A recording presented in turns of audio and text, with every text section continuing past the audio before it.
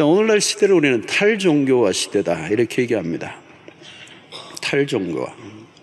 이 기독교만의 문제가 아니고 불교와 또 캐톨릭이나 뭐 이슬람이나 다 똑같습니다. 사람들의 탈종교화, 종교의 전통적 이 제도적 교회에 대해서 흥미를 잃어버리는 시대입니다. 그렇다고 해서 사람들이 종교에 관심이 없는 것은 아닙니다. 인간은 궁극적으로 뭔가를 찾게 되어 있습니다. 신을 찾는 존재예요. 이 에덴을 벗어난 추방당한 인간은 하나님을 떠난 등을 돌리고 살지만 끊임없이 하나님을 등 돌리고 살고 싶지만 내면에는 하나님을 찾고 있는 거죠. 그래서 여러분 요한복음 3장에 나온 니고데모도 마찬가지고 4장에 나오는 사마리아 여인도 마찬가지고 모두가 하나님을 찾고 있는 것이죠. 인간은 불완전한 존재입니다. 스스로는 완전해질 수 없는 존재, 무엇인가 채워야 되는 존재. 그 내면의 그 허무, 공허, 그 절망을 안고 살고 있기 때문에 인간은 끊임없이 질문을 하죠. 어떻게 살아야 되는가?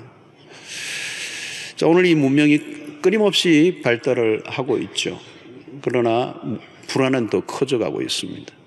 그래서 많은 오늘 시대의 이런 사상가들이나 철학가들은 문명이 황혼을 맞았다. 이제 그렇게 얘기합니다. 우리 성경에 얘기하면 그게 말세입니다. 말세. 마지막 때를 우리가 살고 있습니다. 인간이라면 누구나 삶의 갈증을 갖고 있습니다. 아무리 좋은 조건을 가지고 살아도 내면에는 깊은 갈증을 갖고 있어. 내가 하는 일이 잘 안 돼도 불안하지만 잘 되고 있어도 여전히 인간은 불안한 것입니다. 우리는 물질적 풍요가 찾아오면 올수록 그 내면에는 더 깊은 영혼의 갈증을 가지고 있다는 걸 압니다. 우리가 지금 경험하는 겁니다. 옛날에는 돈이 없어서 어려운 줄로 알았거든요. 그래서 돈이 있으면 행복해질 줄 알았어. 그런데 우리는 돈을 가졌는데 이전보다 훨씬 더 어려운 문제를 안고 있습니다. 오늘 우리 사회뿐만 아니고 이는 세계적입니다. 글로벌. 온 세계가 일어나고 있는 다양한 이 문제를 이 문제를 열거하면 끝도 없죠. 이걸 해결할 길이 없습니다. 오늘날 이런 이 격차들도 마찬가지죠. 이 빈부의 격차나 이것을 무슨 방식으로 해결할 수 있는 길이 아니에요. 경제로 해결할 수 있는 논리도 아니고 사회학적으로 해결할 수 있는 것도 아니고 어떻게 길이 없어. 자, 여러분, 왜 사람이 행복해지지 않는지, 왜 만족을 할 수 없는지, 왜 기쁨이 없는지 이걸 알지 못하는 거예요. 내가 누구인지, 내가 어디로 가는지. 특히 인간이 겪는 이 고통에 대해서 사람들은 답을 얻지 못하고 살아가고 있습니다. 자, 오늘 베드로 사도는 우리의 삶이 세상의 사람들에게 비추어질 때 어떤 궁금증을 유발시켜야 한다고 얘기를 하고 있는 것입니다. 이게 오늘 15절의 말씀입니다. 너희 마음에 그리스도를 주로 삼아 거룩하게 하고 너희 속에 있는 소망에 관한 이유를 묻는 자에게는 대답할 것을 항상 준비하되 그리고 온유와 두려움으로 하라. 여기 매우 중요한 대목이 하나 나옵니다. 너희 속에 있는 소망에 관한 이유를 묻는 자에게 대답할 것을 준비하고 있으라. 여러분, 우리가 제대로 신앙생활을 하면 불신자들이 믿지 않는 사람들이 어떤 그들 안에 질문이 일어나야 된다. 도대체 저렇게 살아가게 하는 힘이 어디에서부터 온 것인가? 왜 당신의 삶은 우리와 다른가? 무엇인가 비밀이 있는 것 같은 것이 보일 때 질문을 하게 된다는 거예요. 여러분, 불신자가 내 주변에 있는 직장의 동료가 나에 대해서 뭔가 궁금해하는, 내 신앙생활에 대해서 궁금해한다면 신앙생활을 잘하고 있는 겁니다. 그런데 전혀 궁금해하지 않는다. 그러면 무슨 얘기인가 하면 당신이나 나나 다를 게 없어. 우리가 하는 돈 걱정 당신도 하되? 열받을 일이 있으면 열받대? 똑같아요. 이게 똑같아. 염려할 일이 있으니까 염려하대? 여러분, 우리가 세상 사람과 다르게 살 때 그들이 궁금해지는 거예요. 겉으로 볼 때는 별 볼 일 없어 보이는 것 같고 조건적으로 보면 당신이 더 나은 것 같은데 왜 저 사람은 저렇게 여유가 있고 미소가 있고 평화가 있고 안정감이 있고 매력적인. 사람들이 우리에게 물어와야 정상이에요. 묻지 않는다면 똑같아. 뭐 물어볼 것도 없다. 다를 게 없는데 뭘 물어보겠습니까? 여러분 주변의 사람들이 내 예수 믿는데도 예수 믿으니까 무엇이 좋던데? 예수 믿어서 당신 뭐가 변했는데? 물어야 돼요. 교회 안에서도 마찬가지입니다. 처음 온 초신자가 먼저 믿는 사람들의 모습을 보면서 궁금해지는 것들이 있어야 돼요. 오늘 처음 오신 분들이 딱 보니까 야, 이 뭐가 다르다. 여기 뭐가 다르다. 표정이 다르고 행동이 다르고 매너가 다르고 주차할 때부터 뭐도 다르고. 가끔 제가 평소에는 모르는데 5분을 마치고 다음에 제가 올라가니까 하루 종일 뒤에 있다가 5분 마치고 올라가는데 앞에 공용 주차장이에요. 차가 그냥 못 나가 쫙 줄을 서고 있는 거예요. 그래서 제가 이렇게 지켜봅니다. 어떻게 우리가 가고 있는 가 거기에 대해서 구체적으로는 제가 얘기는 안 하겠습니다.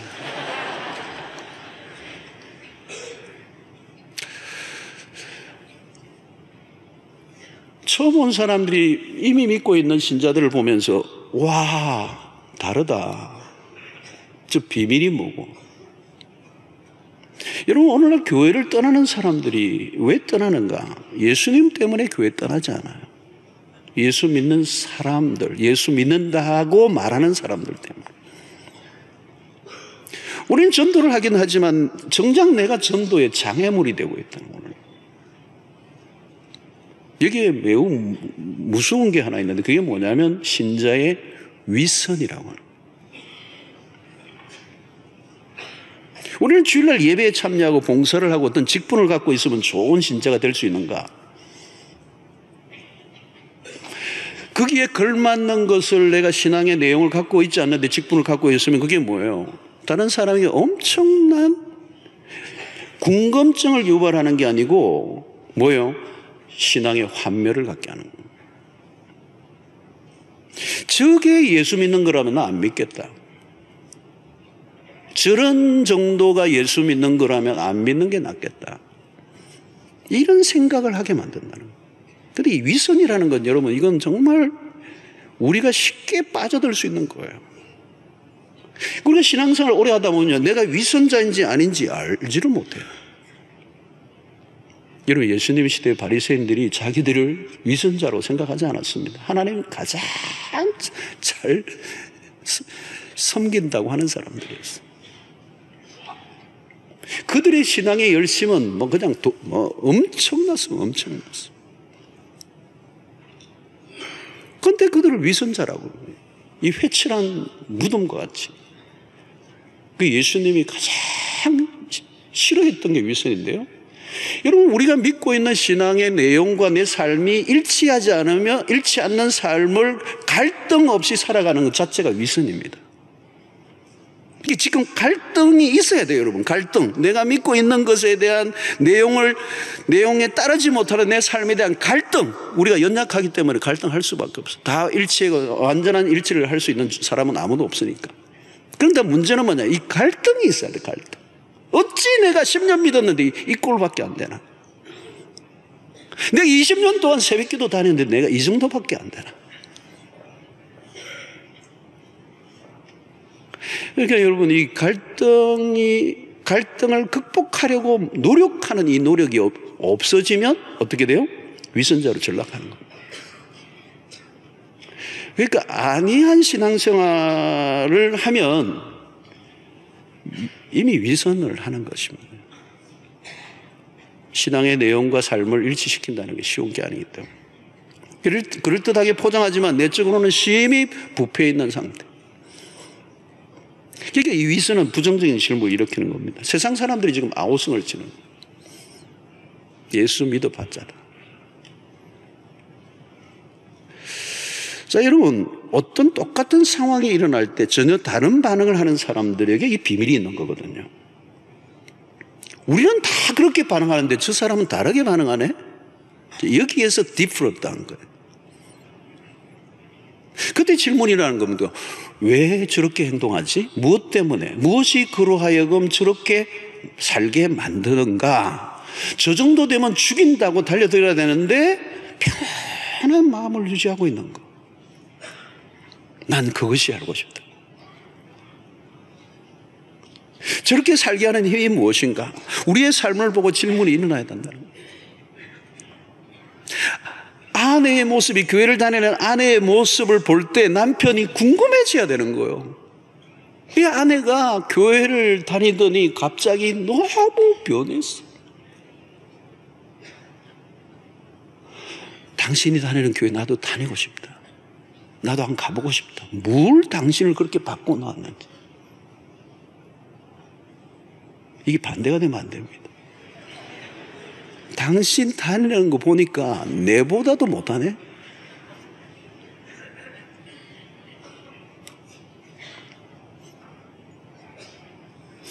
당신 믿는 거 보니까 나 안 믿고 싶다. 여러분, 오늘 우리의 교회의 신앙의 개성이 지금 가장 한국교회 위기 중에 하나입니다. 신앙의 개성은 딴 거 아닙니다. 부모의 삶입니다. 부모의 삶. 부모는 교회 다니고 부모는 교회 직분인데 자녀는 교회를 안 다녀. 안 믿어. 이게 지금 대가 끊기는 거거든요. 한국에 걱정할 거 없습니다. 부모의 신앙을 자녀들이 계승만 한다면 문제될 거 하나도 없습니다.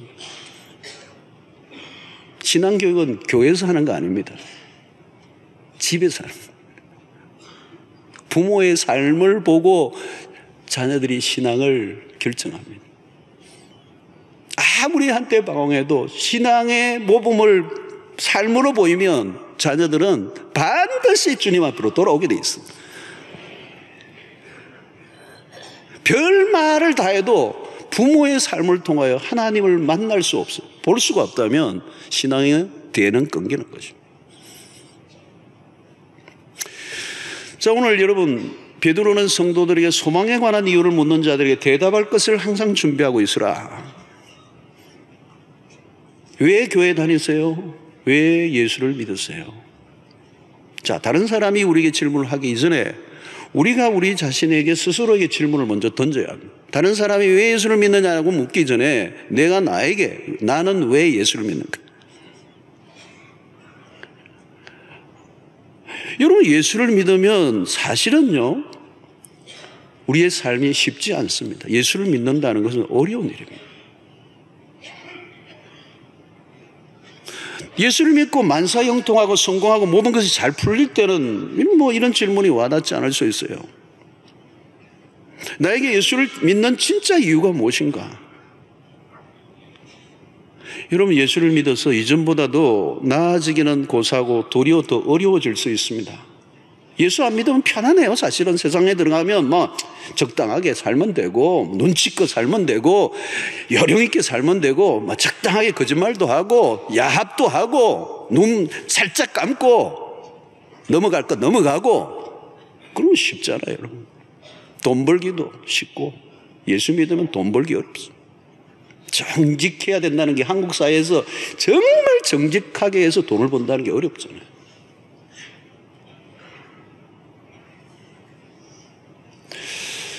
자, 그럼에도 불구하고 어려움이 오는 이 환경 속에서도 예수를 왜 내가 믿어야 되는가에 대한 확실한 근거를 답을 얻어야 됩니다. 자, 여러분, 신자는 항상 대답할 것을 준비하고 있으라는 거예요. 베드로는 고난에 대한 우리의 태도가 사람들에게 질문하게 한다고 말씀합니다. 초기 그리스도인들은 고난 가운데 살았습니다. 예수를 믿는다는 것을 선택하는 순간 그냥 고난이에요. 고난과 핍박과 시련과 박해가 몰려오는 거예요. 그때 우리가 그 고난에 대해서 어떻게 반응하느냐가 세상 사람들에게 보여지므로 고난 속에서도 박해 속에서도 예수를 거부하지 않고 예수 믿는 것을 포기하지 않고 믿음을 따라 살아가는 그들로 인하여 세상의 사람들이 저게 뭐냐는 거예요. 너희들이 무슨 소망이 있길래 이렇게 생명의 위협이고 모든 걸 다 빼앗겨도 예수를 포기하지 않았냐. 이제 그 질문을 하게 하는 거예요. 자, 오늘 베드로는 이 고난 속에서 그리스도인들은 남다른 모습을 보여야 한다고 우리에게 가르치고 있습니다.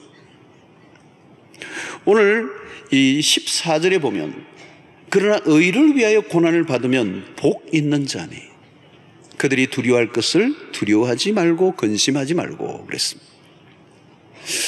자, 이러면 이 의를 위하여 고난을 받는다는 거죠. 예수를 위하여 고난을 받는다. 자, 그 고난 받는 것을 뭐라고 성경은 얘기하고 복을 받는 자라. 예수님은 산상수훈에서 의를 위하여 핍박을 받는 자는 복이 있나니. 여러분, 핍박과 고난은 그 당시에 그리스도인들이 일상이었습니다. 소수의 그리스도인들이 적대적인 환경 속에 있었습니다. 부산에 지금 기독교 인구가 11.5% 이렇게 얘기하는데 10명 중에 그냥 이제 한 명 믿을까 말까 하잖아요. 적대적인 환경이 있을 수 있습니다. 그러나 초기와 비교가 안 됩니다. 선을 행하다가 누군가 조롱하고 비난을 하면 그만두고 싶으십니다. 어찌 이런 일이 나에게. 그런데 오늘 베드로의 관점은 그렇게 생각하지 말라는 거예요. 옳게 왔구나. 고난은 당연하다. 신앙생활 제대로 하면 찾아오는 시련이 있습니다. 오해받고 미움받고 불이익을 당하는 거 이상히 여기지 마라. 그리고 17절에 보니까 선을 행함으로 고난받는 것이 하나님의 뜻일진데 악을 행함으로 고난받는 것보다 나으니. 이 말은 그리스도인들은 고난에 대한 태도가 긍정적이어야 한다는 것을 말합니다. 고난을 불행이나 저주로 보지 않는 거예요. 복이라는 복. 세상에서는 볼 수 없는 모습이죠. 그리스도인들은 고난이 오면 더 강해진다. 고난에 무릎 꿇지 않는다. 진짜 두려워할 것은 고난을 주는 어떤 상황이나 고통을 주는 사람이 아니라 우리가 두려워해야 할 유일한 대상은 하나님 한 분밖에 계시지 않는다. 왜 그렇습니까? 하나님만이 인간의 운명을 결정하시는 절대 주권자이시기 때문에. 사람들이 나에 대해서 어느 정도 영향을 줄 수는 있습니다. 세상을 살면서 힘이 있는 사람들이나 주변에 어떤 사람들이 나에게 영향을 줄 수 있지만 결정적인 영향을 줄 수는 없어. 인생에 죽고 사는 것은 하나님의 손에 달려있기 때문에 그 고난을 두려워하지 말라는 거예요. 그러므로 사람들에 대한 두려움으로 선을 행하던 것을 멈추지 말라. 많은 경우에는 어려움이 지속하면 사람들은 신앙을 버린다는 거예요. 자신이 원하는 것이 이루어지지 않은 신앙을 버립니다. 여러분, 그러므로 시련이라고 하는 것은 신앙을 테스트하는 데 매우 중요한 기준입니다. 시련이 올 때 내 신앙은 진짜인가 가짜인가가 확인되는 순간.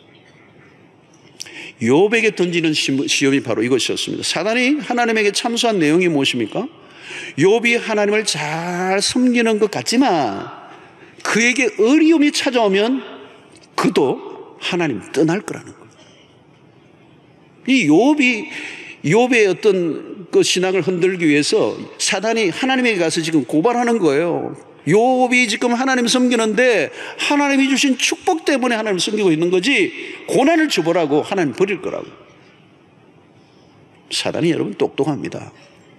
급수를 찌르는 거죠. 마침내 하나님의 허락하에 사단이 욥의 모든 것을 한순간에 날려버립니다. 진짜 환난, 시련, 고난, 핍박, 고통 다 찾아왔어. 그때 이 욥의 고백이 뭡니까? 1장 21절로 22절에 기가 막힌 고백을 합니다. 이르되 내가 못해서 알몸으로 나와사온 적. 옛날에는 적신으로 나와사온 적이 있는데 이 개역 개정판에는 알몸으로 해서 아주 와닿습니다. 알몸이 그리로 돌아올지라. 주신 이도 여호와시요 거두신 이도 여호와시오니 여호와의 이름이 찬송을 받으실지이다 하고 이 모든 일에 욥이 범죄하지 않고 하나님을 향하여 원망하지 아니하니라. 그런 하나님이 주신 것을 섬기는 게 아니고 하나님을 섬긴다고 고백한 것이죠. 여러분, 교회만 왔다 갔다 하면요 위험합니다. 시련의 바람이 한번 불어닥치면요 한 방에 물러가. 우리의 믿음의 내용이 무엇이며 소망의 이유가 무엇인지를 모른 채 교회를 아무리 다녀도 소용이 없어. 일시적인 마음의 위안을 얻을 수 있을지 모르지만 그 일시적인 위안이라고 하는 것은 큰 시련이 몰아닥치면 그건 없어져 버리는 거예요. 시련의 불은 진짜와 가짜를 가려냅니다. 내가 진짜 예수를 믿는 이유, 내가 진짜 추구하고 있는 게 무엇인가를 묻게 만드는 것이 시련입니다. 시련은 언젠가는, 가짜의 믿음은 언젠가는 다 사라져. 여러분, 내 안에 참 진리를 가지고 있는가? 진짜 복음, 사라지지 않는 진리를 가지고 있는가? 무엇을 보면 알 수 있습니까? 어려움이 닥쳤을 때 반응을 보면 압니다. 진짜 믿음은 어려움이 와도 흔들리지 않고 도리어 견고해집니다. 세상에서는 볼 수 없는 거죠. 멀쩡해 보여도 시련이 한번 닥치면 다 무너집니다. 버틸 힘이 없습니다. 고난 속에서도 두려워하지 않고 근심하지 않고 도리어 기뻐한다는 것은 세상의 사람들이 놀라는 거죠. 고난에서도 어떻게 저렇게 흔들림이 없나? 베드로전서 1장 6절을 보십시오. 그러므로 너희가 이제 여러 가지 시험으로 말미암아 잠깐 근심하게 되지 않을 수 없으나 오히려 크게 기뻐하는도다. 여러분, 진짜 신앙은 위기의 순간에 빛이 납니다. 그때 세상이 놀라는 거죠. 세상이 궁금해합니다. 어떻게 저렇게 될 수가 있는가? 저는 우리 성도들 가운데 말기 암의 진단을 받았는데도 조금도 미동도 하지 않고 천국의 소망이 더 확실해지면서 얼굴에 평화가 넘치고, 와, 말기암으로 이제 병원에 있으니까 이제 뭐 그냥 모든 사람이 이제 막 초상집처럼 생각하고 그 집에 그분의 신방 가가지고 그분 위로하러 갔다가 도리어 위로를 받고 돌아. 할렐루야죠. 우리 권사님들도 그렇잖아요. 최근에 그런 몇 건이 있었어요. 암으로 돌아가시면서 병상에서도 옆에 분들 전도해가지고 그분들이 예수 믿고 세례받고 목자가 되고, 우리에게 주는 이 내면에 있는 그 무엇이 우리를 흔들어 놓지 못하게 하는, 고난 앞에서도 조금도 흔들리지 않는. 여러분, 고난이 오면요, 그리고 그 고난이 지속화되면 안 넘어져갈 사람이 없어요, 이 세상에. 겉으로는 멀쩡하고 뭐 넥타이 메고 폼 잡고 무슨 자리에 뭐 장자리에 앉아 있어도요, 시련의 바람이 한 번만 확 불면요 게임 끝이에요. 우르륵 넘어져요. 그런데 오늘 이 베드로가 지금 얘기하는 것은 그 고난에 맞서 조금도 흔들리지 않고 도리어 기뻐하는도다.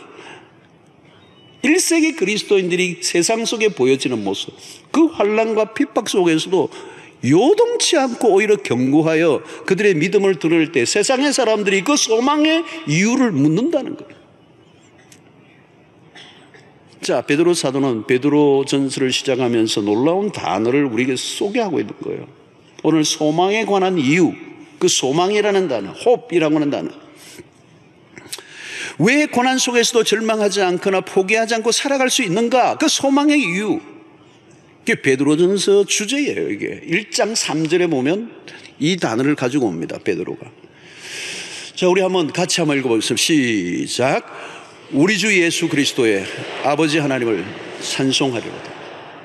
그의 많으신 긍휼대로 예수 그리스도를 죽은 자 가운데서 부활하게 하심으로 말미암아 우리를 거듭나게 하사, 그 다음에 뭐요? 산 소망이 있게 하시며, living hope. 여기 산 소망이라는 단어를 썼어요. 그냥 소망이라는 단어가 아니고 산 소망. 여러분, 이것은 앞부분에 소개됐던 대로 예수 그리스도를 죽은 자 가운데서 부활하게 하심으로 말미암아 우리를 거듭나게 하사 산소망이 있게 하셨다. 이 산소망은 그리스도의 부활로 우리에게 주어진, 그리스도 안에서 거듭난 자들만이 누릴 수 있는 산소망. 이 산소망은 죽음 이후에 펼쳐질 영광스러운 구원의 완성을 말합니다. 여러분, 세상에 소망할 게 있습니까? 하나 딱 있어요. 죽는 거예요. 그 죽음도 그 죽음 너머에 무엇이 있을지 알 수 없는 죽음. 오늘 이 세상의 사람들이 소망하든 소망하지 않든 딱 주어지는 확실한 거 하나 있어요. 그게 죽음이에요.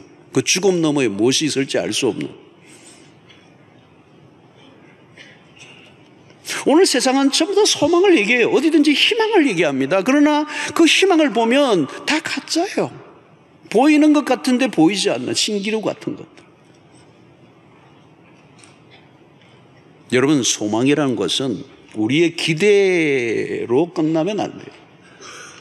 내 기대에 매달려, 내가 기대했던 것에 매달려 막 살아가죠. 그 자식이 내 소망인 줄 생각하고, 내 그 재산이 소망인 줄로 생각하고, 내가 뭐 쌓아놓은 어떤 것이 소망인 줄로 생각하고, 거기에 기대하고, 그게 좀 더 나아지고, 그것이 내 인생에 뭔가를 줄 것 같은, 거기에 매달려 있는데, 그건 I hope so입니다. I hope so. 그렇게 되기를 원해. 그러나 nobody knows. 산소막이란 우리의 막연한 기대에 매달려 있는 것이 아니라 하나님의 편에서 제공하는 완전한 보장, 그리스도의 부활로 인하여 주어진 복음 안에서 하나님의 약속이 있는 소망. 여러분, 세상은 거짓 희망들로 가득 차 있습니다. 소위 희망 고문이죠. 이루어질 수도 없고 이루어져서도 안 되는 희망들. 믿지 않는 사람들은 소망을 맞이하지만 결국은 허무한 죽음으로 끝납니다. 희망하는 것은 절망으로 바뀝니다. 여러분, 우리가 예수를 믿고 그리스도인이 된 것은 이 세상의 희망에 대해서 철저히 절망했기 때문입니다. 우리의 믿음은 소망의 뿌리를 두고 있습니다. 그리스도인은 누구입니까? 마음에 그리스도를 주로 삼은 사람들이라고 얘기합니다. 죽은 자 가운데서 부활하게 하신 그리스도 안에 소망이 있습니다. 그래서 우리는 그리스도는 우리의 길이요 진리요 생명이 되시오. 그리스도 안에 소망을 가진 사람들에게는 이 세상에 일어나는 어떤 시련과 고통이 찾아와도 무너지지 않습니다. 왜? 확실한 소망이 그리스도 안에서 우리에게 주어졌기 때문에. 선을 행하다가 억울한 일을 당해도 온유함을 유지할 수 있습니다. 억울함과 원한을 궁극적으로 다루시는 것은 하나님이시라는 것을 믿기 때문에. 여러분, 예수님의 팔복을 들여다보면 여러 가지가 쉬운, 팔복이 쉬운 메시지는 아니에요. 그 가운데 하나가 온유한 자가 복이 있나니 땅을 기업으로 차지할 것이다. 이해가 잘 안 되는 얘기예요. 그냥 공격적이고 싸우고 발버둥을 치고 쟁취하고 손해보지 않고 빡빡 그냥 맞짱을 떠서 땅을 차지해 가는 이 경쟁적 세계 속에서 어떻게 온유한 자가 땅을 기업으로 차지할 수 있을 것인가? 이런 우리는 싸움의 방식으로 세상을 살아가는 존재가 아니에요. 우리가 가지는 소망은 이 세상이라면 우리는 세상 사람들과 똑같은 방식으로 살아가야 합니다. 그래서 우리는 전혀 다른 삶의 방식으로 살아가라고 온유한 자가 땅을 기업으로 차지할 것이다. 여러분, 다윗을 보면 사울이 그를 죽이려고 얼마나 갈굽니까? 근데 그 억울함, 오랜 세월 동안 그 쫓겨다니면서 그 억울함과 분노를 안으로 사겨요. 절대 사울 왕에 손대지 않아요. 온유함을 드러내요. 죽일 기회도 많았지만 안 죽여요. 동굴에 찾아와 용변을 볼 때 절호의 찬스지만 안 죽여요.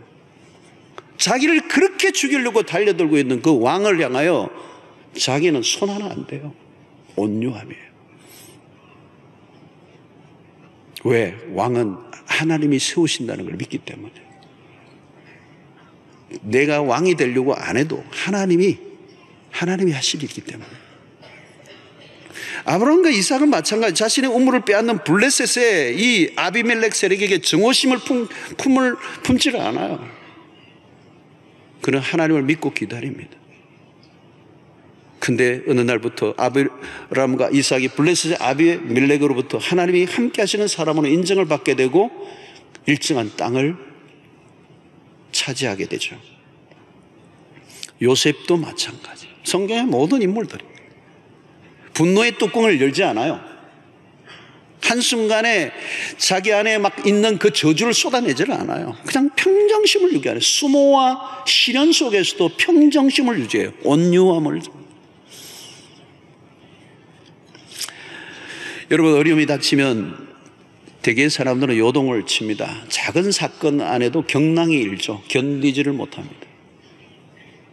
그러나 믿음의 사람은 어려움 속에서도 본능적인 인간의 반응을 보이지 않는 이유는 하늘과 땅의 최고의 재판관이신 하나님이 계시기 때문에.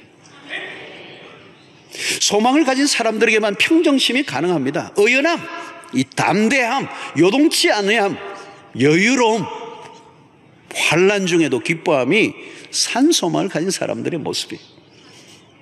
눈에 보이는 것이 전부가 아님을 믿습니다. 지금이 아니라 다가오는 세상에서 승부가 난다는 것을 믿는 사람은 고난에도 흔들리지 않을 것이고, 그 고난에도 흔들리지 않는 그리스도인의 모습이 세상 속에서 사람들에게 궁금증을 일으키는 거예요. 어떻게 저렇게 살아갈 수가 있는가? 여러분, 로마서 12장 12절을 보시면 소망 중에 즐거워하며, 우리를 즐거워하게 하는 것은 소망이 있을 때입니다. 여러분, 왜 세상이 사람들이 힘들어합니까? 삶이 힘들어서 죽으려고 하는 거 아닙니다. 소망이 없기 때문에 죽는 것입니다.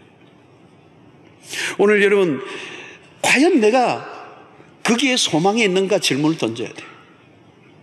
여러분, 오직 소망은 그리스도 안에서만 얻을 수가 있습니다.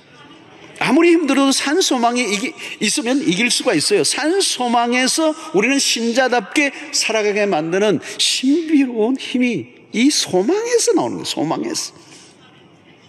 그러니까 여러분 질문하십시오. 나는 과연 무엇을 소망하고 있는가? 여러분, 이 소망은 내가 가지고 싶다고 되는 게 아니에요. 소망은 위로부터 주어지는 것입니다. 하나님이 주시는 것입니다. 그 주신 소망을 내가 붙드는 것입니다.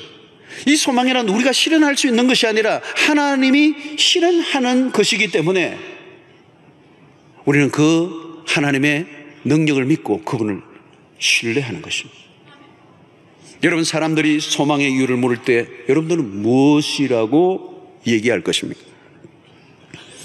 지금도 모슬렘권에는 예수를 믿는 순간 가족으로부터 축출을 당하거나 아니면 명예살인을 당합니다. 죽임을 당해요. 그런 일들이 선교 보고에 지금도 계속 일어나고 있습니다.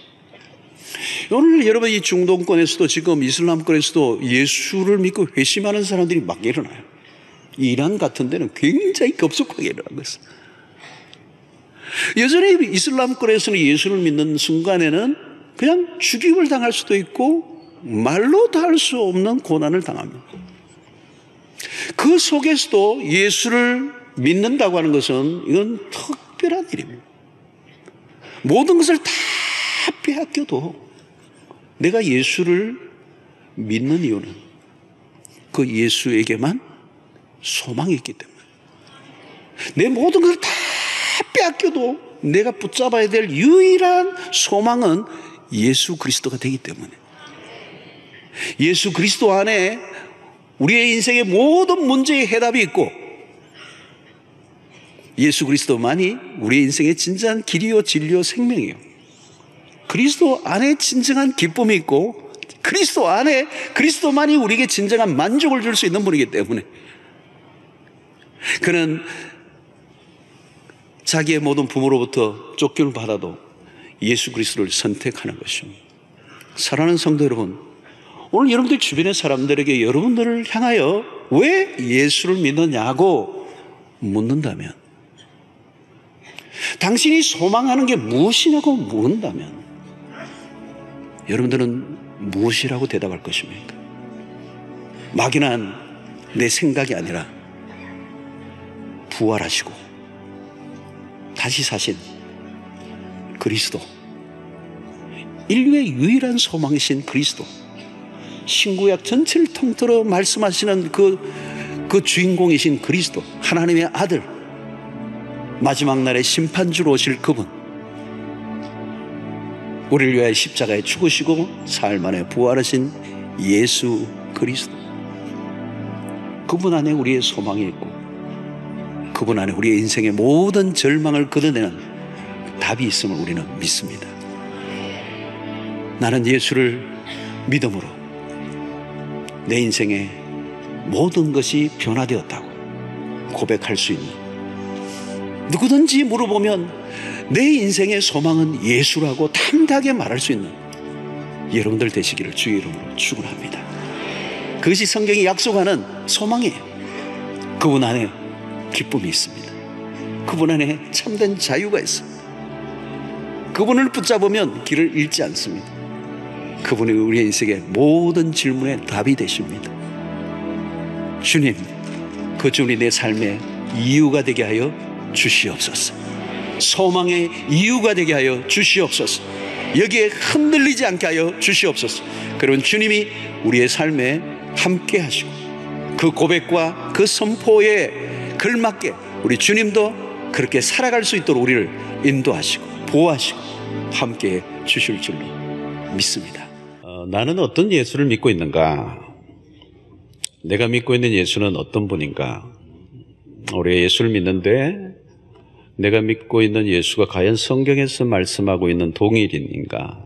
성경이 말씀하는 그 예수를 내가 믿고 있는가? 이 질문을 좀 던져보아야 합니다.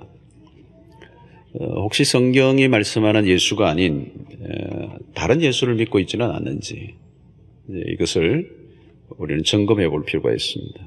무조건 열심히 믿는 게 중요한 것이 아니고 바르게 믿어야 되죠.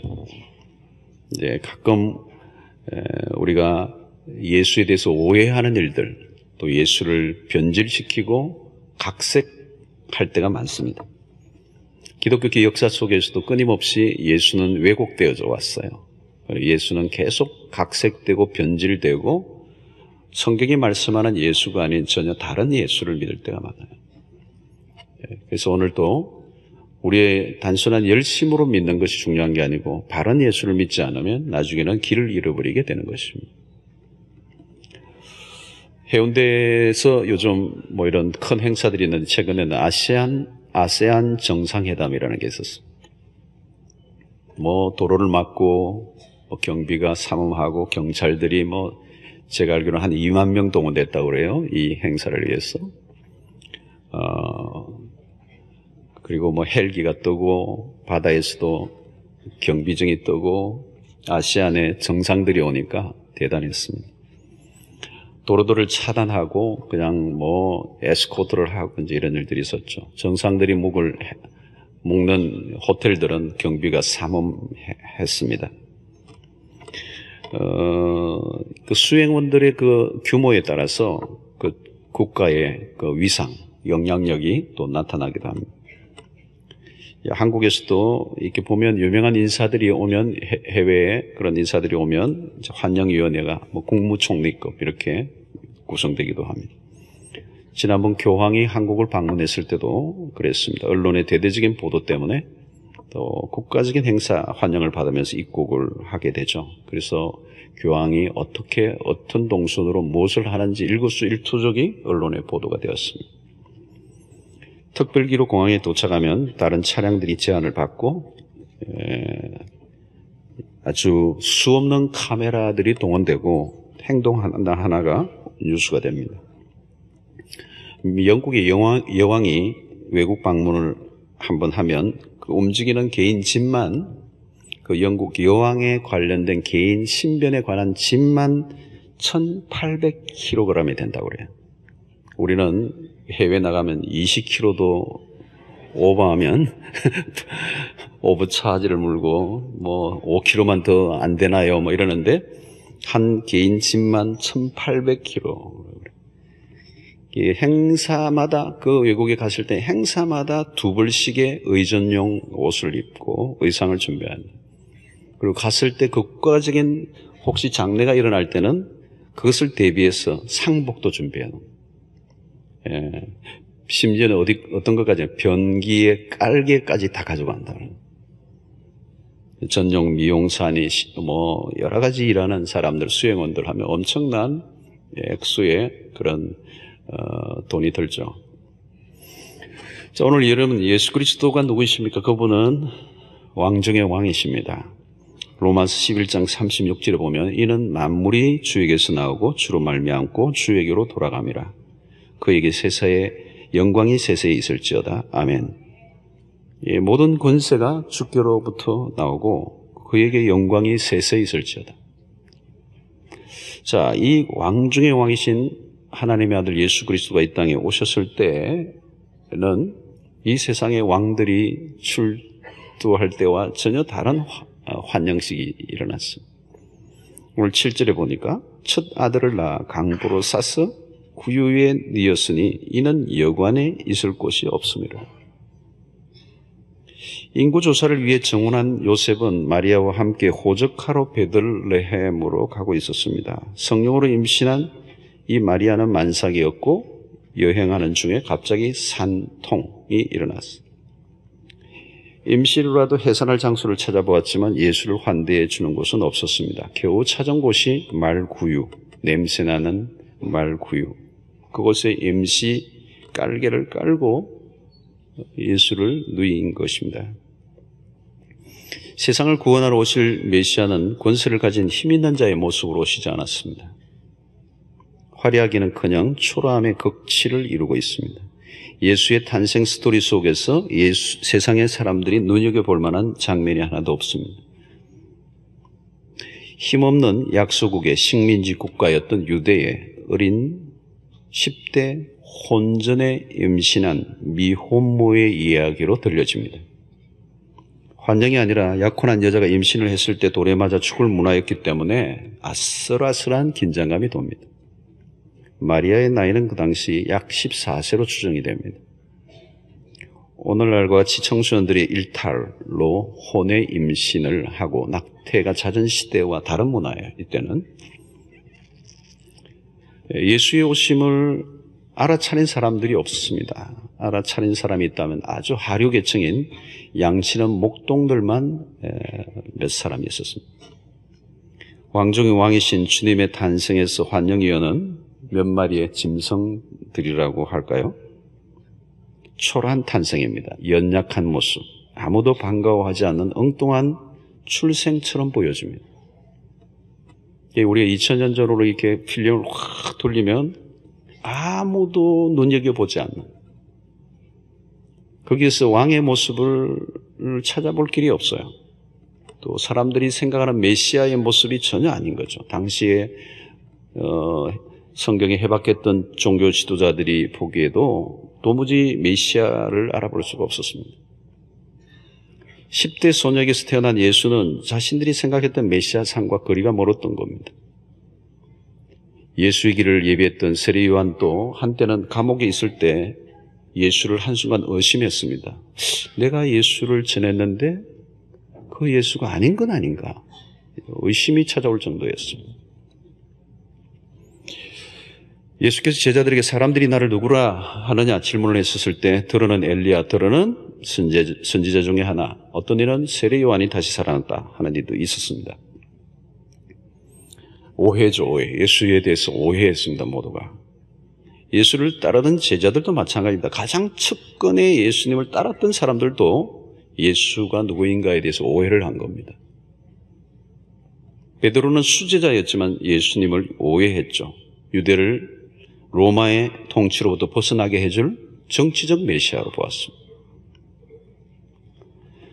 십자가의 길을 가고 있는 예수를 이해할 수 없었고 끝끝내 그는 십자가와 다른 길을 걸었어요.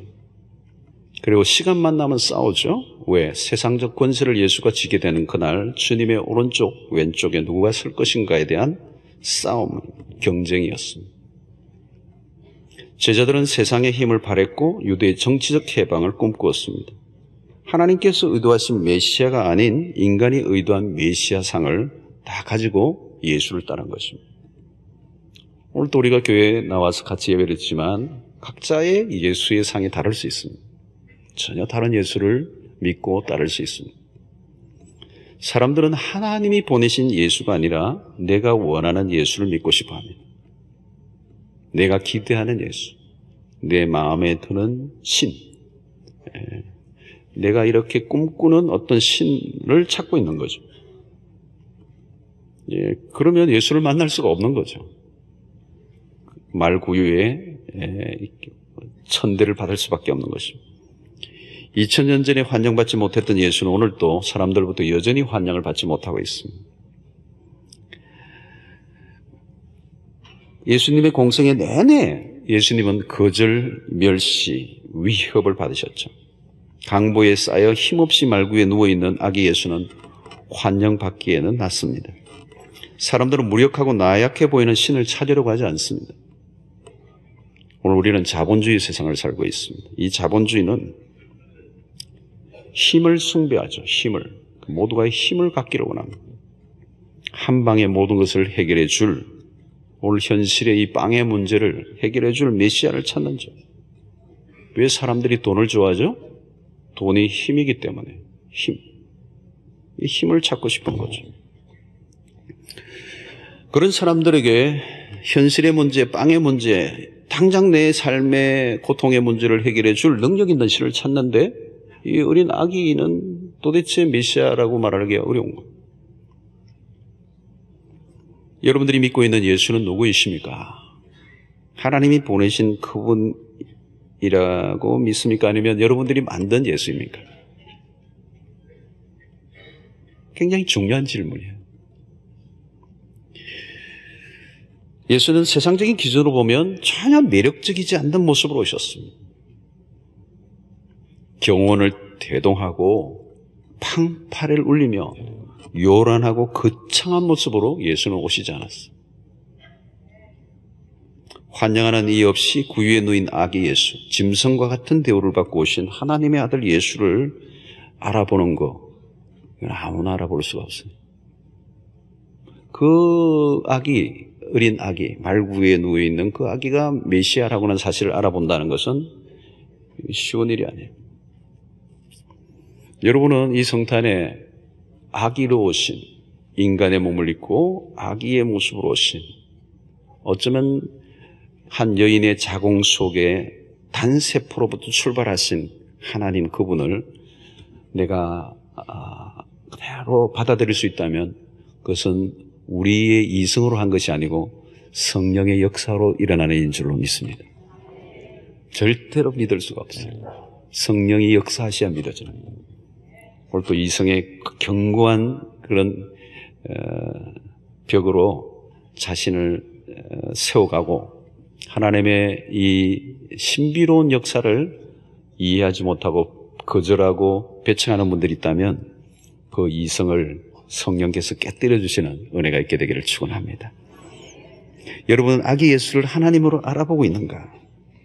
하늘과 땅을 지으신 분이 알파와 오메가, 역사의 알파와 오메가가 되신 하나님이 하늘 영광 부리고 이 땅에 우리를 위해 구원하시기 위해서 연약한 아기의 모양으로 오신 것을 믿음으로 안다는 것은 놀라운 일이에요. 놀라운. 우리는 지금 그를 두 팔 벌려 그 아기 예수를 환대하고 있는가? 우리를 구원하시기 위해서 연약한 아기로 오신 예수를 정말 내가 믿고 있는가? 힘의 능력에 내 인간적인 모든 야망과 욕망을 성취해 줄 신을 찾고 있는가? 여러분들의 믿음의 눈이 열려 연약할 대로 연약한 모습으로 오신 하나님의 아들의 모습이 여러분들의 영안이 열려 여러분들의 영안으로 볼 수 있게 되기를 바라고, 또 그것이 믿음으로 받아들여질 때 말로 다 할 수 없는 은혜가 임할 줄로 믿습니다. 주님은 아주 낮은 곳으로 임하셨어요. 말구유, 어린 아기의 모습, 한없이 낮은 곳으로 임하셨어요. 여러분, 하나님이 인간이 되셨다는 것이 어느 정도 낮아졌던가, 이거 우리가 참 이해하기 어려워요. 우리가 하나님이 되어본 적이 없으니까. 빌립보서 2장 7절에 있는 말씀입니다. 오히려 자기를 비워 종의 형체를 가지사 사람들과 같이 되었고 사람의 모양으로 나타나사 자기를 낮추시고 죽기까지 복종하셨으니 곧 십자가에 죽으십니다. 당시 종교적인 권세를 잡고 있던 자들의 눈에는 예수를 인정할 만한 것이 하나도 없었어요. 말구에 놓이신 예수는 아주 작아질 대로 작아진 모습. 자, 여러분, 자기를 비워 종의 형체를 가지시고 사람과 같이 되시고 사람의 모양으로 나타나심에 자기를 낮추실 때 죽기까지 복종하셨다. 이 자기의 낮아지심. 여러분, 우리는 간혹 살던 아파트 평수만 좀 줄여져도 막 못 견뎌요. 한 50평 살다가 한 20평짜리 가면 막 죽으려고 그래.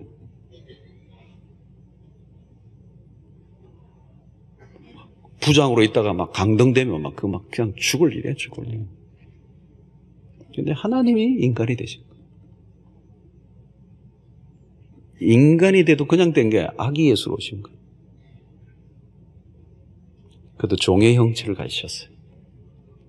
어디까지 낮아지신지 우리는 알 길이 없어요. 우리는 흔히 겸손하다 얘기하는데 겸손을 함부로 쓰면 안 돼요. 사람들이 나사렛에서 무슨 선한 게 나겠느냐. 왕이 그런 모습을 올 리가 없다. 그들은 자신들의 위치를 더욱더 견고하게 해줄 현실적 메시아를 찾았어. 그런데 예수 그리스도의 모습은 너무나 초라한 것입니다. 우리는 무엇인가 크고 대단한 위용을 자랑하고 싶어 하죠. 우리는 근사한 것을 찾습니다. 교회나 조직도 거창해야 돼요. 우리는 대자를 굉장히 좋아하는 민족입니다. 우리는 대한민국을 살고 있는 백성으로서 오늘 또 광안 대교를 건너 오늘 대예배에 참여하셨어요. 어느 교회가 더 큰 교회인지, 어느 교회가 더 유명한 교회인지, 어느 목사가 탁월한 설교자인지, 누가 능력이 많은 종인지, 이것을 선전하고 광고하는 시대예요. 우리는 가능한 우리 자신들을 부풀리고 사람들로부터 환호와 박수를 받기를 원해요. 그러나 예수의 삶 속에서 그런 흔적을 아무리 찾으려고 해도 찾을 수가 없어요. 주님은 어떤 대단한 조직이나 제도나 그리고 건물에 관심을 가지신 적이 없어요. 주님은 종교를 세울 목적으로 기획하거나 사람을 동원하신 적이 없어요. 주님을 따르는 길은 자기가 죽는 길이라고 하는 말만 되풀이 하셨습니다. 요즘 이단 사이비 교주들처럼 대중을 현혹하지 않으셨습니다. 오히려 주님은 몰려오는 군중들로부터 언제나 비껴나 숨기를 좋아하셨어요. 그런데도 사람들이 끊임없이 몰려들었습니다. 주님의 관심을 끈 것은 소외된 자, 버림받은 자들이었어요. 주님은 힘없는 자들의 친구가 되셨어요. 사람들이 소홀히 했던 어린아이와 혹은 정죄받던 세리나 창기들과 함께 교제를 나누셨습니다. 주님은 끊임없이 십자가를 향하셨습니다. 태아의 형태로까지 자신을 낮추시고 종의 모습으로 사시다가 결국은 흉악한 죄인의 모습으로 정죄받고 십자가의 형장에서 사라졌습니다. 그것이 이 땅에 오신 예수, 우리가 믿는, 우리가 따르는 예수예요. 그런 영광의 본체시고 하나님과 동등되신 분이십니다. 그러나 지상에서 예수 그리스도는 스스로 영광을 추구하지 않으셨습니다. 철저히 십자가를 향하셨어요. 여러분, 이 성탄의 계절에 그리스도를 만나고 싶다면 한없이 높아진 마음, 그 부풀어진 마음, 허영에 가득 찬 마음을 낮추어야 주님을 만날 수가 있습니다. 인간적인 허영이나 자기 자랑을 가지고는 주님을 만날 수가 없어. 주님을 그대로 말구유에 누릴 수밖에 없는 것입니다. 여러분들은 지금보다 더 잘난 사람이 되고 싶어 예수를 찾고 있다면 예수를 만날 수 없습니다. 그러나 예수를 위해 나를 부인하고 예수를 위해 죽고자 한다면 이 시간 주님을 만날 수 있습니다. 예수를 만나고자 한다면 자기를 부인해야 되는 것. 그것은 예수를 믿는 순간 사람들로부터 배척과 미움을 받을 수 있음을 의미하는 것입니다. 마리아가 예수의 수태, 성령으로 잉태됐다라고 하는 이 수태 사실을 천사로부터 고지받았을 때 그것을 받아들인다고 하는 이 사실은 뭘까요? 돌에 맞아 죽을 수도 있다는 걸 받아들인 거예요. 오늘 우리가 예수를 믿는다는 거, 그 아기 예수, 한없이 낮아지고 연약한 그 예수를 받아들인다는 것은 세상으로부터 따돌림을 받을 수 있다는 사실을 이야기하는 것입니다. 아마 오늘 또 여러분 동령녀 탄생을 세상의 직장에서 말하는 순간부터 여러분들은 따돌림을 당할 수 있어요. 아무도 그를 환대하지 않아요. 그럼에도 불구하고 아무리 인간적인 모습으로는 매력적으로 볼 만한, 흠모할 만한 것이 아무것도 가지고 있지 않지만 그분이 우리의 구원자로 오셨다는 사실을 알 때 우리에게 불이익이 오고 세상으로부터 등 돌림을 받는다 할지라도 그분이 구원자임을 시인하고 선포할 때 주님께서 우리의 삶에 다가오시고 우리의 삶을 통하여 그리스도를 드러내실 줄로 믿습니다. 여러분 마음을 낮추시길 바라고 이 성탄에 예수를 이용하고자 하지 말고 예수를 위해 죽을 수 있는 신앙의 결단들이 있게 되기를 바랍니다. 성탄절에 특별히 우리에게 주시는 은혜는 뭐냐면 하나님의 풍성한 임재예요. 성탄의 은혜는 우리에게 다가오신 하나님을 만나는 은혜입니다. 구약은 여러분 특정한 곳에서만 하나님을 경험할 수 있죠. 시간과 공간에 제한이 많았고 제사 제도는 굉장히 까다롭고 특정인만 다가갈 수 있고 그 의식은 아무리 열심히 잘한다 할지라도 불완전했어요. 그리고 신성한 곳들이 경계선들이 있었고 아무나 들어갈 수 없는 지성소 같은 곳도 대제사장마저도 한 번씩 들어가지만 1년에 한 번씩 잘못하면 현장 즉사할 정도로 하나님을 만나기는 까다로웠습니다. 하나님의 임재의 상징인 법궤를 잘못 손댔다가 우사 같은 사람은 현장에 죽어버려요. 신성이 정해져 있어요. 신성의 영역이 정해져 있었어요. 여러분 오늘 국가 원수들이 이렇게 올 때 내가 막 만나겠다고 악수하러 갔다가는 잘못하면 총 맞아요. 경호원을 대동하고 세상의 권력자들이 있을 때 그곳에는 사람들이 접근하기 어려워요. 유대 종교가 그래요. 유대 종교 당시 유대 종교는 제도화되어 있는 까다로운 율법들이 시행되지만 하나님께 나아가기는 너무 어려웠어요. 많은 하나님께 나아가기 위한 과정들이 필요하고 인간적인 노력이 필요했어요. 수없는 제도와 수없는 율법들을 세칙들을 정해서 백성들에게 하나님께로 나아가는 길들을 제시했지만 하나님께로 나아갈 길은 점점 멀어진 겁니다. 여러분 예수님이 그때 오신 거예요. 예수가 오심으로 모든 낡은 구약의 제도와 그 인간의 노력들이 다 의미가 없어져 버렸어요. 그 모든 구약시대의 레이기에서 정해놓은 수없는 까다로운 제사의 제도들이 예수 그리스도 오심으로 다 쓸데없어져 버렸어요. 예수 그리스도로 충분해졌기 때문에 그래요. 이제 하나님께로 나아가는 길에 더 이상 제한이 없어요. 예수로 충분하다는 거예요. 그리고 이제부터는 우리가 무엇을 해서 하나님을 만나도록 하나님이 우리에게 말씀하지 않아요. 우리가 뭘 할 필요가 없어요. 왜? 그분이 이곳에 오셨기 때문에. 말씀이 육신이 되어 우리 가운데 거하심에 이 세상에 오신 거예요. 모든 세상의 종교는 이것을 무엇을 해야 신에게로 도달할 것이냐라고 하는 것입니다. 그런데 이제 우리는 무엇을 해야 신에게로 가는 게 아니에요. 그 하나님이 우리에게 오셨단 말이죠. 그게 임마누엘이에요. 하나님이 우리와 함께 하시다. 지금 이곳에 우리와 함께 하시는 하나님. 근데 이걸 우리가 누리는 거예요.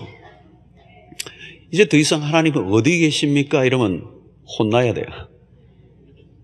하나님은 어디에 계십니까? 지금 이곳에 영으로 우리와 함께 하세요. 육신으로 오셨던 그분이 부활승천하시며 성령으로 오늘 우리와 함께 하셔서 육신으로 계신 것과 똑같은 것과 같은 임재를 우리가 느끼게 하시는 거예요. 예수 그리스도의 그 육신이 오늘 우리의 성탄 절기에 누려야 될 큰 축복이에요. 예수님의 성육신 사건은 구약의 제사제도의 불완전함을 온전하게 하는 사건이어서 더 이상 하나님과 우리가 분리될 수 없도록 하나님의 임재를 느끼게 하시고 모든 곳에서 예배가 가능하며 하나님과 우리 사이에 어떤 거리도 없게 하셨어요. 그래서 요한복음 15장에서는 그가 내 안에 내가 그 안에 그하면 너희가 나를 떠나서는 아무것도 할 수 없을 것임이라. 이 주님과 우리와의 신비로운 합일, 신비로운 일체를 설명하시는 거예요. 이것은 뭡니까? 하나님과 관계 안에 어떤 걸림돌도 없이 친밀함 가운데로 우리를 초대하고 있다는 것입니다. 사랑하는 성도 여러분, 오늘 우리가 신앙생활을 한다는 게 뭐냐면 이런 행사, 저런 프로그램, 이런 훈련, 무슨 봉사 다 좋은데 중요한 것은 뭐냐면 예수님을 인격적으로 만나고 그분과 교제하는 것입니다. 왜 교회 일을 하다가 시험 드는 사람들이 있는데 그 이유가 있어요. 그게 뭐냐면 다 여러 가지가 있지만 딱 하나 핵심적인 요소는 뭐냐면 예수와 만남은 없이 예수와 관련된 일을 하다 보니까 메말라지고 피폐해지고 시험에 드는 거예요. 예수님과 함께 교제하면서 그 교제 안에서 흘러나오는 에너지로 봉사하면 백발백중 시험 들지 않아요.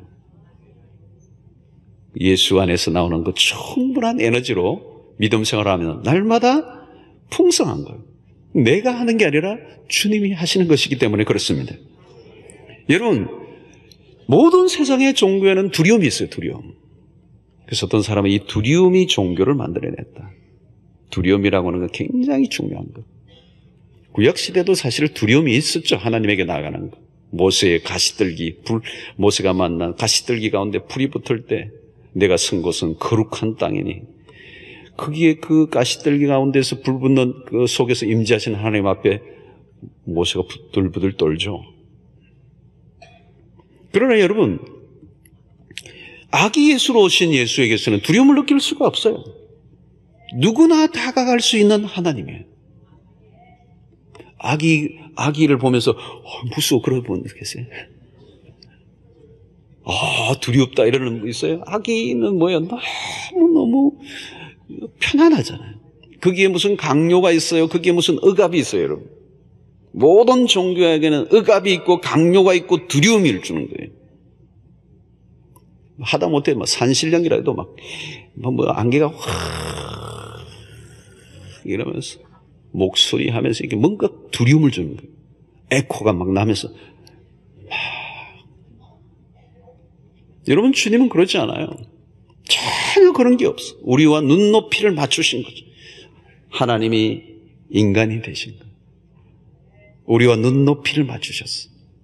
우리와 단절될 수 있는 모든 장벽을 다 제거해 버렸어요. 우리가 온전히 주님 앞에 나아갈 수 있도록. 그래서 히브리서에서는 4장에서는 주님은 우리의 인간의 모든 삶을 애환을 체휼하신 분이라고 그랬어요. 육체를 입고 오신 예수는 우리의 인간의 삶의 모든 애환을 다 채울하십니다. 그래서 우리가 어떤 상황에 있는지를 너무도 잘 아시는 거예요. 이 말은 뭐예요? 우리와 대화가 되시는 분이라. 초월에 계시는 하나님이 팔짱을 껴시고 인간의 삶을 물끄러미 바라보시며 알아들 듯 알아들 수 없는 사변적이고 철학적인 궤변을 내려놓으신 신이 아니고 지금 오늘 지금 이곳에 우리의 일상의 수없는 애환에 얽힌 일들과 말씀을 통하여 우리와 대화하기를 원하시는 하나님, 우리에게 위로하시는 하나님, 우리에게 힘을 주시는 하나님.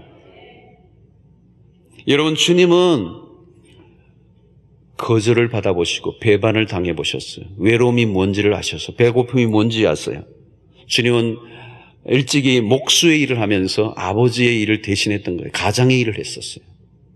생존이 치열한 현장 속에서 목수 일을 하시는 분이에요. 오늘도 우리 매일 셀러리맨으로 일상 속에 살아가는 우리의 애환이 무엇인지 아시는 분이세요. 아마 예수님도 그랬었을 것 같아요. 목수 일을 하니까 남의 집에 문 짜서 이렇게 끼워드리고 한 거 아니겠어요. 근데 막 납기 일에 쫓길 때는 이게 막 손은 바쁘고 납품 날짜는 가까이 다가오고 얼마나 힘들어요. 그렇다고 해서 성령으로 못을 박을 수는 없잖아요. 못이여 10개 박혀라 이럴 수는 없어요.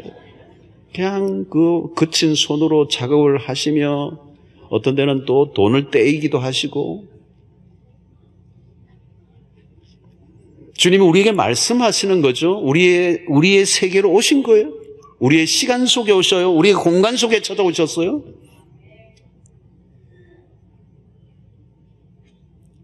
여러분, 찬송가에 보면 그런 거 있죠. 주님 도대로는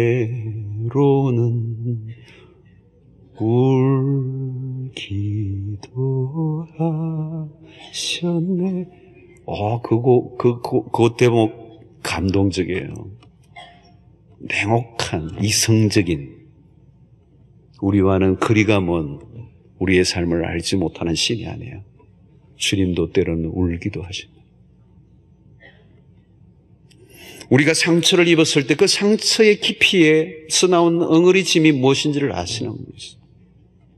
주님은 긍휼이 많으시고 우리를 구원하시기 위해서 우리의 삶 가까이 찾아오신 것입니다. 오늘도 우리의 현실에 다가오셔서 말을 거시는 주님, 그 주님과 아름다운 인격적 만남을 이 성탄의 계절에 경험할 수 있게 되기를 축원합니다. 율법에 매여 두려움 가운데 있는 백성들에게 사랑으로 율법의 무거운 짐을 벗겨주시고, 그 아기 예수는 두려운 신이 아니고 강요하는 신이 아니에요. 부담스러운 신이 아니에요. 어려운 고행을 통해서 근접할 수 있을 듯 말 듯한 그런 신이 아니에요. 다다르기 어려운 난해한 신이 아닙니다. 어려워할 이유가 없어요. 더 이상 겸손할 수 없는 모습으로 오신 예수는 힘없는 분이 아니라 온 땅을 지으신 창조자시죠. 그 하나님께서 우리와 함께 하시기 위해서, 우리의 시간과 공간 속에 오시기 위해서 아기 예수로 육체를 입고 우리 가운데 임하신 거죠.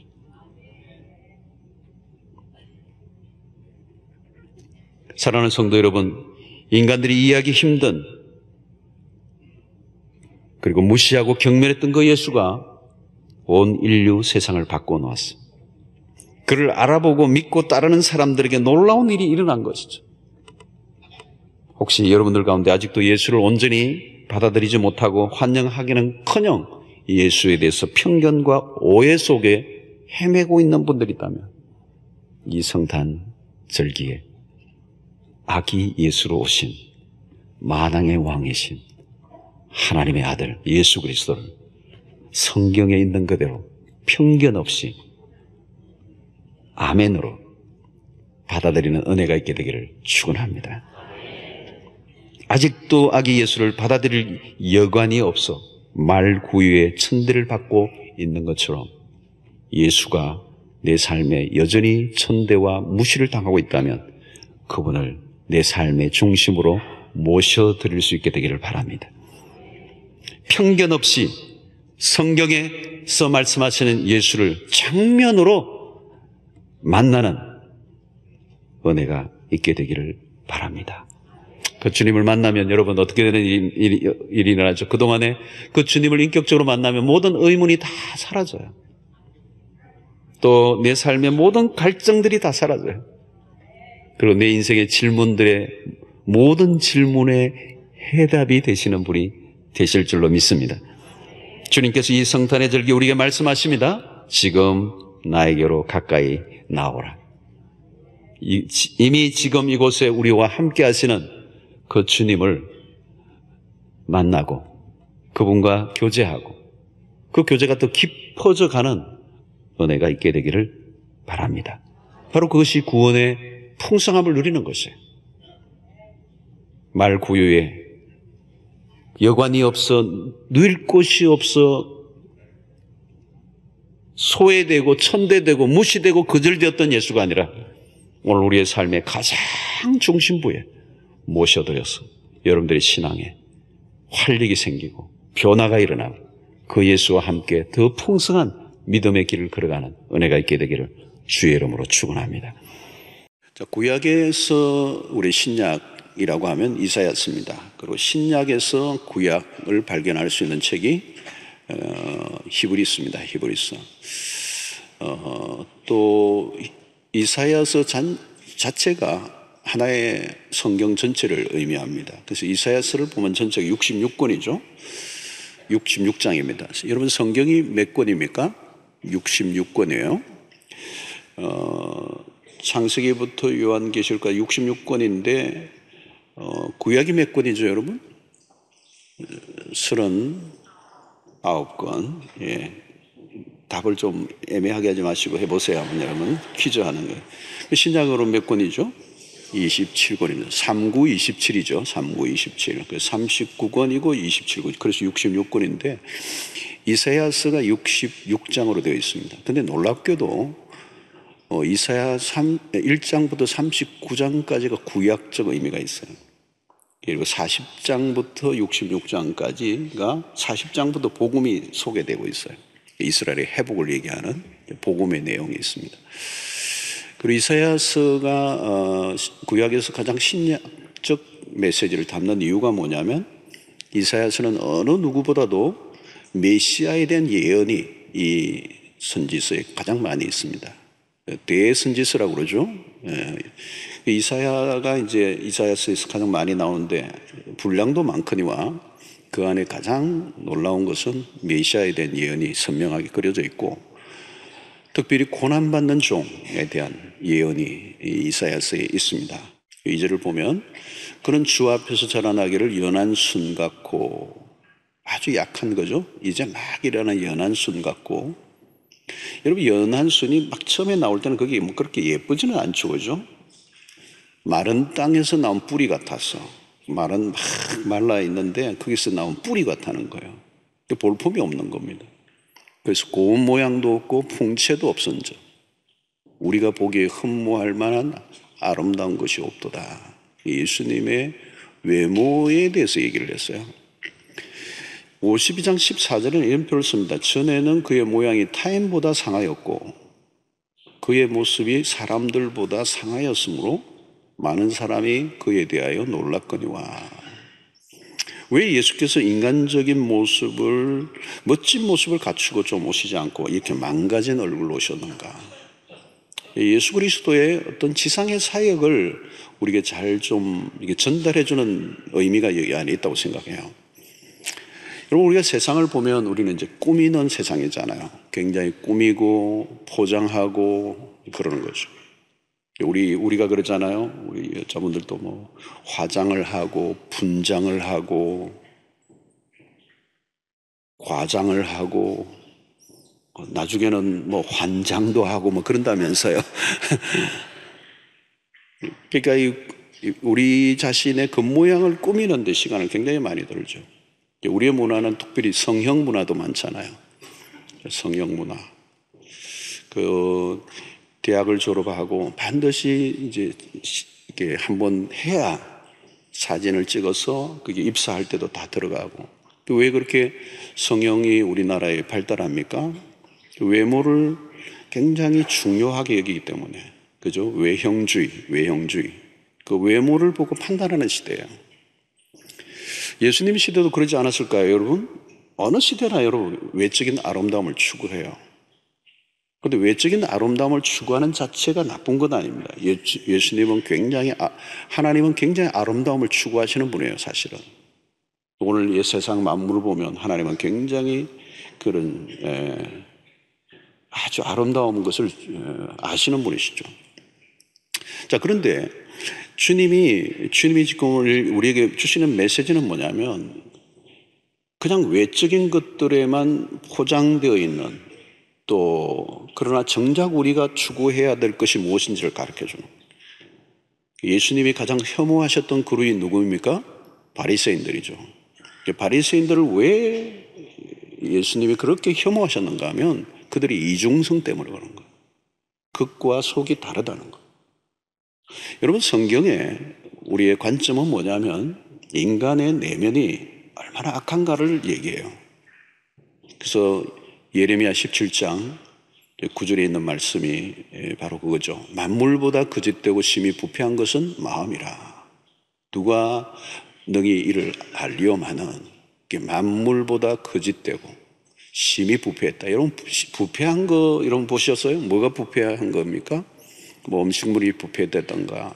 부패를 한 게 보면 그 굉장한 악취가 나죠. 그런데 성경의 관점은 뭐냐면 가장 이 세상의 만물 중에 부패한 게 있는데, 부패한 것 중에 부패한 게 인간의 마음이라는 거예요. 그러니까 여러분, 근데 그 부패한 마음을 두고 그토로 포장을 하는 거예요.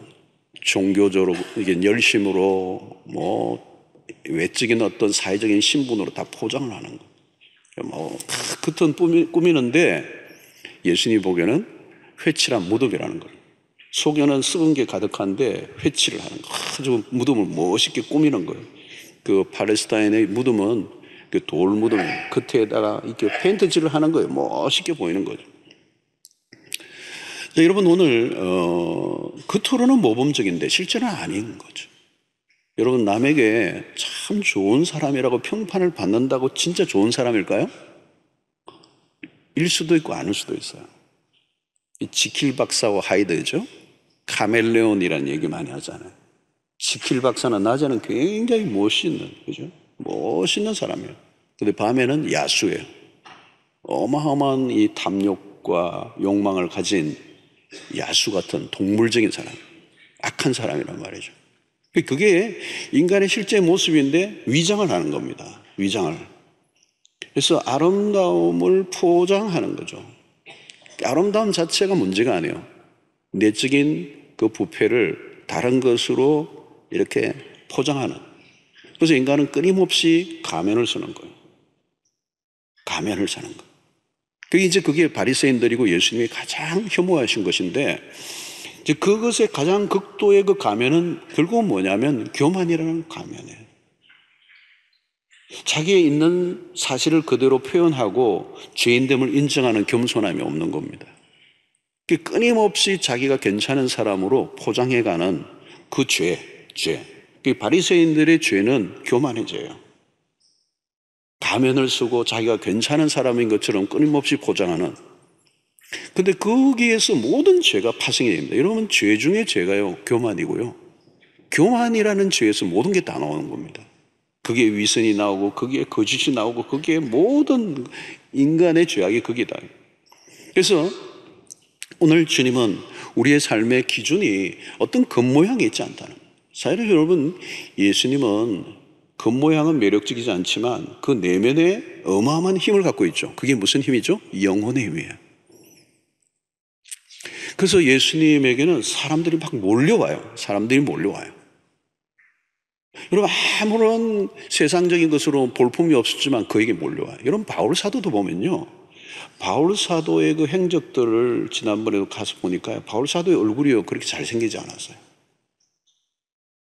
내가 외모를 좀 판단하려고 하니까 또 비슷한 분이 혹시 있을까봐 제가 얘기를 못 하겠는데, 하여튼 신체적으로도 그렇고 병약하고요, 외모도 그래요. 외모로 여러 가지로 다리도 안장다리로 알려져 있고. 그러니까 어떤 사람은 우리 바울 사도가 장가를 못 간 건가 안 간 건가 이제 그런 얘기를 해요. 그렇게 말도 어눌하고요. 말도 어눌하고. 그러니까 여러분, 역사 속에 정말 성인들이라고 얘기했던 사람들은요, 사실은 외적인 조건을 보면 아무것도 볼 게 없어요. 말도 잘 못해요. 사실 말 잘하는 건 약간 사기꾼 기질이 있는 거예요.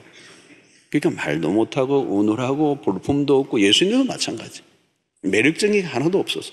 인간적인 기준으로 보면 정말 볼품이 없는 연약한 자의, 승리자의 모습이 아니고 가해자의 모습이 아니고 언제나 피해자의 모습으로 있는 거죠. 이제 그게 예수님의 모습이었습니다. 그래서 복음서에서 나타난 그 예수님의 힘은 어디에서 나오는가? 막 사람들이 모여오고 말씀을 듣고 그 말씀을 들을 때 그 시대의 어떤 서기관들의 가르침과 다른 영적 권위가 서로 있고, 그렇죠? 끄는 매력이 있었던 거죠. 그죠? 이게 뭐예요? 진실한 내면에서 흘러나오는 영혼의 힘에서 사람들을 끌어당기는 힘이 있다는 거예요. 여러분, 이게 오늘 우리가 추구해야 될 거예요. 자, 오늘 그 잠언서의 하나 구절을 제가 읽어보면 잠언 31장 30절의 말씀이 이겁니다. 고운 것도 거짓되고 아름다운 것도 헛되다. 오직 여호와를 경외하는 여자는 칭찬을 받을 것이다. 이게 이제 잠언서 마지막 끝에 나오는, 아주 끝에 나오는 마지막 구절이에요. 예. 그 고운 것도 다 거짓되고 고운데 그게 그 안에 거짓이 있는 거예요. 예. 아름다운 것도 다 헛되다는 거예요. 오직 여호와를 경외하는 여자가 칭찬을 받을 것이다. 그걸 뭐라고 얘기하냐면 외모, 몸매 이게 아니고 영적인 영혼의 상태, 영적인 어떤 성숙 이런 걸 얘기하는 거예요. 그게 최고라는 거예요. 최고. 그것이 하나님 앞에서 칭찬을 받고 남편에게도 칭찬받는 모습이에요. 자, 여러분, 오늘 우리는 외적인 것들로 위장하고 포장하는, 그래서 정작 우리의 내면 세계를 가꾸지 않는 이런 시대 속에서 겉으로는 좀 흐름해 보이고 약간 촌스러워 보여도 영혼의 힘을 가지는, 영혼의 세계를 들여다볼 줄 아는, 사실 여러분들 보십시오. 우리의 삶을 무너뜨리는 건요, 외적인 모습이 아닙니다. 겉으로는 멋있게 하고요, 멋있게 폼 잡는데요, 문제가 한번 생기면요, 박살이 나버려요. 주체를 못해요. 감당을 못해요. 우리의 삶을 버텨내게 하고 우리의 삶을 만들어가고 이겨내게 하는 힘은 외형적인 조건에 있는 게 아니고 우리의 영혼에 달려있는 거예요. 그래서 예수님이 이 땅에 오신 목적은 우리의 어떤 외적인 것들을 바꾸러 오신 게 아니야. 우리의 내면을 바꾸는, 우리의 영혼을 변화시키기 위해서 오신 분이에요. 그래서 여러분, 오늘 바울이 이런 고백을 합니다. 고린도서 4장 16절을 보면 그러므로 우리가 낙심하지 아니하노니 우리의 그 사람은 낡아지나 우리의 속 사람은 날로 새로워지는 거다. 성경이 말합니다. 그 사람은 낡아지나 재간이 없어요. 안 낡아지는 재간이 없습니다. 그 사람은 낡아지는데 바울이 낙심하지 않는 이유는 뭡니까? 우리의 속 사람이 날로 새로워져 간다는 거예요. 몸은 늙어가는데 내 속 사람, 내 영혼은 날마다 새로워져 간다는 거예요. 할렐루야. 여러분, 영혼을 돌보지 않으면요, 금방 추해져요. 우리의 삶이 망가지는 것은 영혼의 힘이에요. 영혼의 힘. 그래서 영혼이 참 아름답게 다듬어져가는, 주름살이 늘고 또 몸이 망가지고 병이 들어도 그 영혼이 고매하고 고결하고 아름답고 거룩하고 성숙하고, 그 영혼이 날마다 하나님과 교제하며 더 깊어져 갈 때 그 영혼의 힘이 얼굴로, 그죠? 바깥으로 흘러나오는 겁니다. 그래서 여러분, 연세 드신 아주 권사님, 우리 교회도 보면 8순, 9순, 우리 계신 분들이 계세요. 거의 97세 이런 분인데도 우리 어떤 권사님들 보면 얼굴에 그 고매한 인격, 일평생 동안 하나님과 함께하며 그 영혼을 다듬어왔던 그 얼굴에서 스며 나오는 그 아름다움이라는 건요, 그 멋있는 거예요. 그럼 화장으로는 될 수 있는 게 아니에요. 여러분, 그냥 그게 만들어지는 거 아닙니다.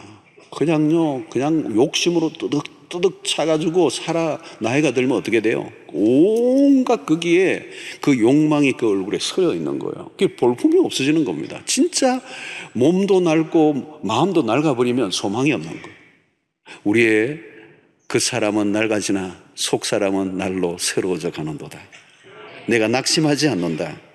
그러므로 여러분, 우리가 뭘 해야 되느냐면 위장하지 말고요, 꾸미지 말고요, 너무 우리 외적인 것에 너무 에너지를 쓰지 말라는 거예요. 좀 단순하게 살고요, 너무 외적인 어떤 조건에 내가 막 위장하고 포장하고 그렇게 하는데 에너지를 쓰다가 정작 내 영혼을 돌보지 못하면 그건 억울한 일입니다. 그래서 여러분, 거울 보는 시간만큼 말씀 묵상하셔야 돼요. 거울 10분 보면 말씀 묵상 15분 하셔야죠. 아멘. 1시간 들여다봤으면 아이고 1시간 반은 봐야 돼요. 하나님의 말씀을 보고 우리의 영혼을 살피지 않으면 껍데기만 계속 돌보다가 가는 겁니다. 여러분, 육신은 껍데기예요. 좀 표현이 그래요? 껍질이에요. 이건 아무것도 아니에요, 여러분. 우리의 영혼이 떠나가면 아무것도 아니에요. 아무리 예뻐도요, 영혼이 떠나가면요, 아무도 안 쳐다봐요.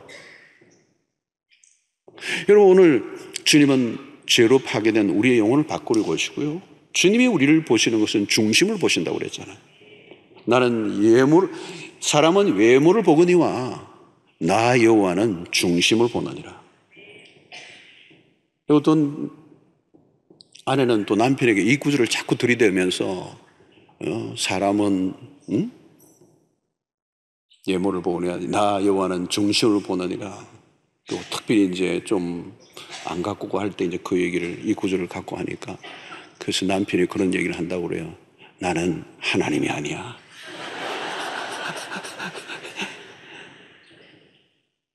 자, 여러분, 우리 영혼을 가꾸는 외모가 중요한 게 아니고 우리의 영혼의 힘을 길러 나가는, 영혼의 변화를 추구하는 영혼의 힘을 가진 신자들이 될 수 있게 되기를 바랍니다. 자, 오늘 3절을 보면, 이제 3절은 예수 그리스도가 겪으셨던 것을 얘기해요. 우리가 잘 아는 구절이죠. 그런 멸시를 받아 사람들에게 버림을 받았으며 강고를 많이 겪었으며 질고를 아는 자라. 마치 사람들이 그에게서 얼굴을 가리는 것 같이 멸시를 당하였고 우리도 그를 귀히 여기지 아니하였도다.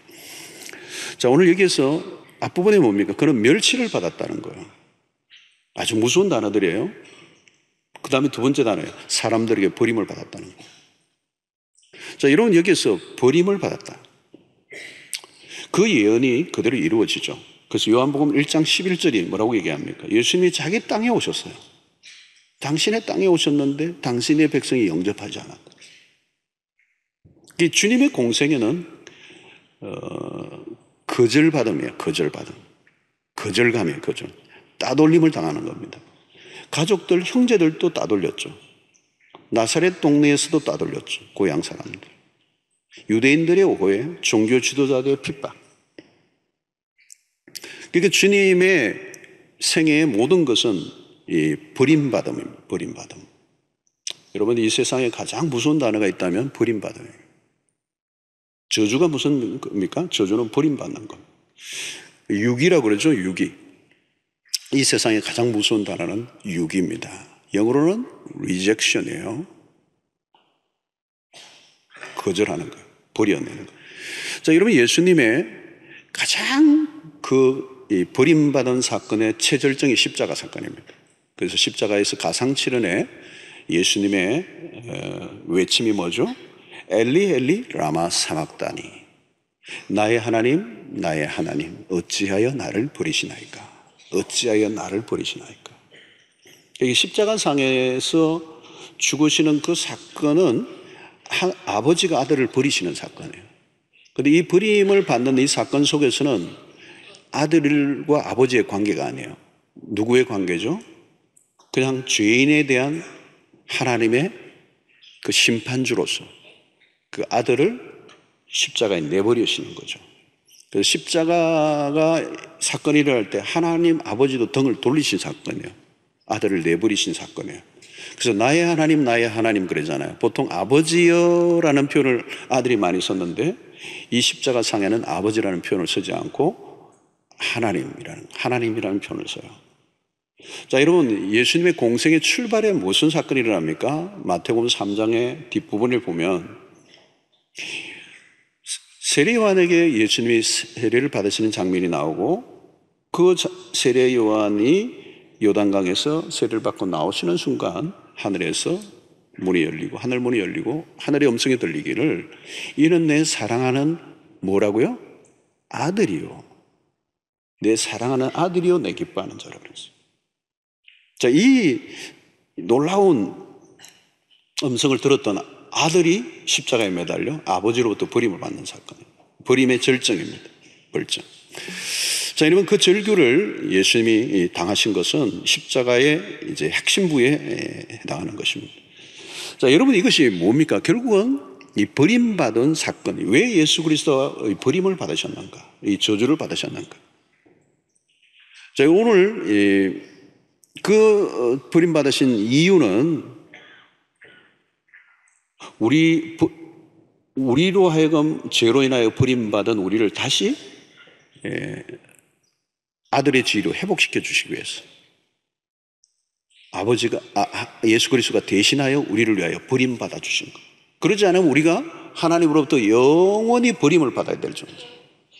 죄는 뭘까요, 여러분? 하나님으로부터 분리되는 것입니다. 소위 말하면 격리되는, 분리되는 사건이에요. 그래서 여러분, 죄를 짓는 순간 에덴 동산에 인간은 추방을 당하죠.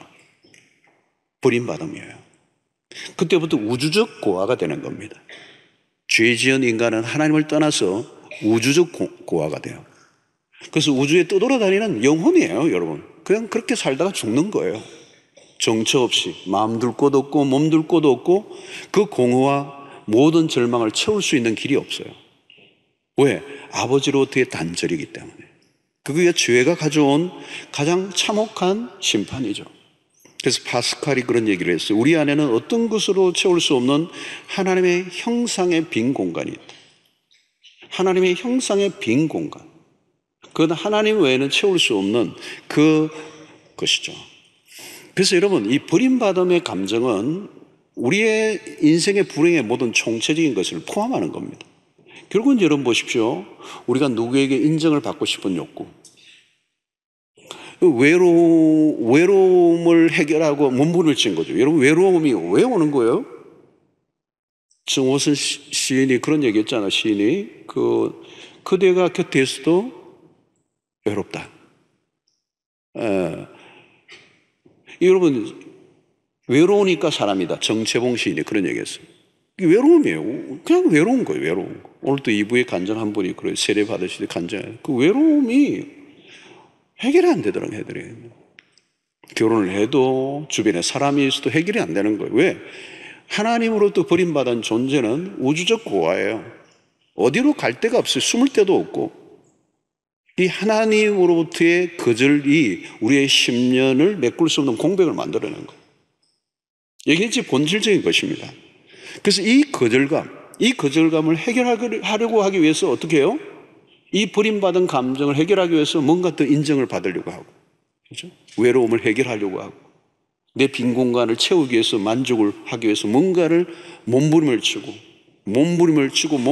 하다가 안 되니까 어디까지 가요? 마약까지 가고. 요즘 우리나라 마약이 그냥 막 드러나고 있어요. 막 드러나서. 최근에 신문 보니까 얼마나 마약이 막 수요자들이 어마어마하게 많대요. 근데 수입이 잘 안 되니까 이게 막 수요자들은 늘어나는 거예요. 그러니까 값이 자꾸 오르는 거예요. 네. 이게 심각한 거죠, 여러분. 왜요? 거절받은 거예요. 우주적 고아예요. 채울 수 없는 것들인 거죠. 여러분, 예수 그리스도가 이 땅에 오셔서 우리를 위해 행하신 일이 뭘까요? 그 버림받으신 그 사건을 통하여 우리로 하여금 하나님에게 환대받는 인생으로 바꾸시기 위하여, 그분이 버림받으심으로 우리는 하나님 안에서 이제 용서받고 이해받고 사랑받는 존재로 우리를 바꾸시기 위하여. 그래서 이 거절과 환대라는 단어, 거절받은 인생이 이제 환대받는 인생으로. 그래서 하나님이 그리스도 앞에 나오기만 하면 누구든지 두 팔별로 그들을 용서하시고 어떤 조건과 어떤 그의 과거도 묻지 않고 있는 그대로를 받아주시는. 그래서 여러분 누가복음 15장의 탕자의 비유가 핵심이에요. 아버지의 모습이에요. 그게 기다리시는 아버지. 탕자의 비유는 여러분 우리가 만든 단어고요. 그 누가복음 15장의 비유는 기다리시는 아버지의 비유예요. 그 어떤 표현을 하죠? 당부 하나님이라고 그래요. 팀 켈러는 당부 하나님. 그 아들에 대해서 어떻게 보면 실성한 아버지처럼, 무분별한 아버지처럼 그 사고치고 망나니 같이 살았던 그 아들이 돌아올 때 무조건적으로 용서하고 잔치를 베풀고 그를 포옹하는 그 아버지.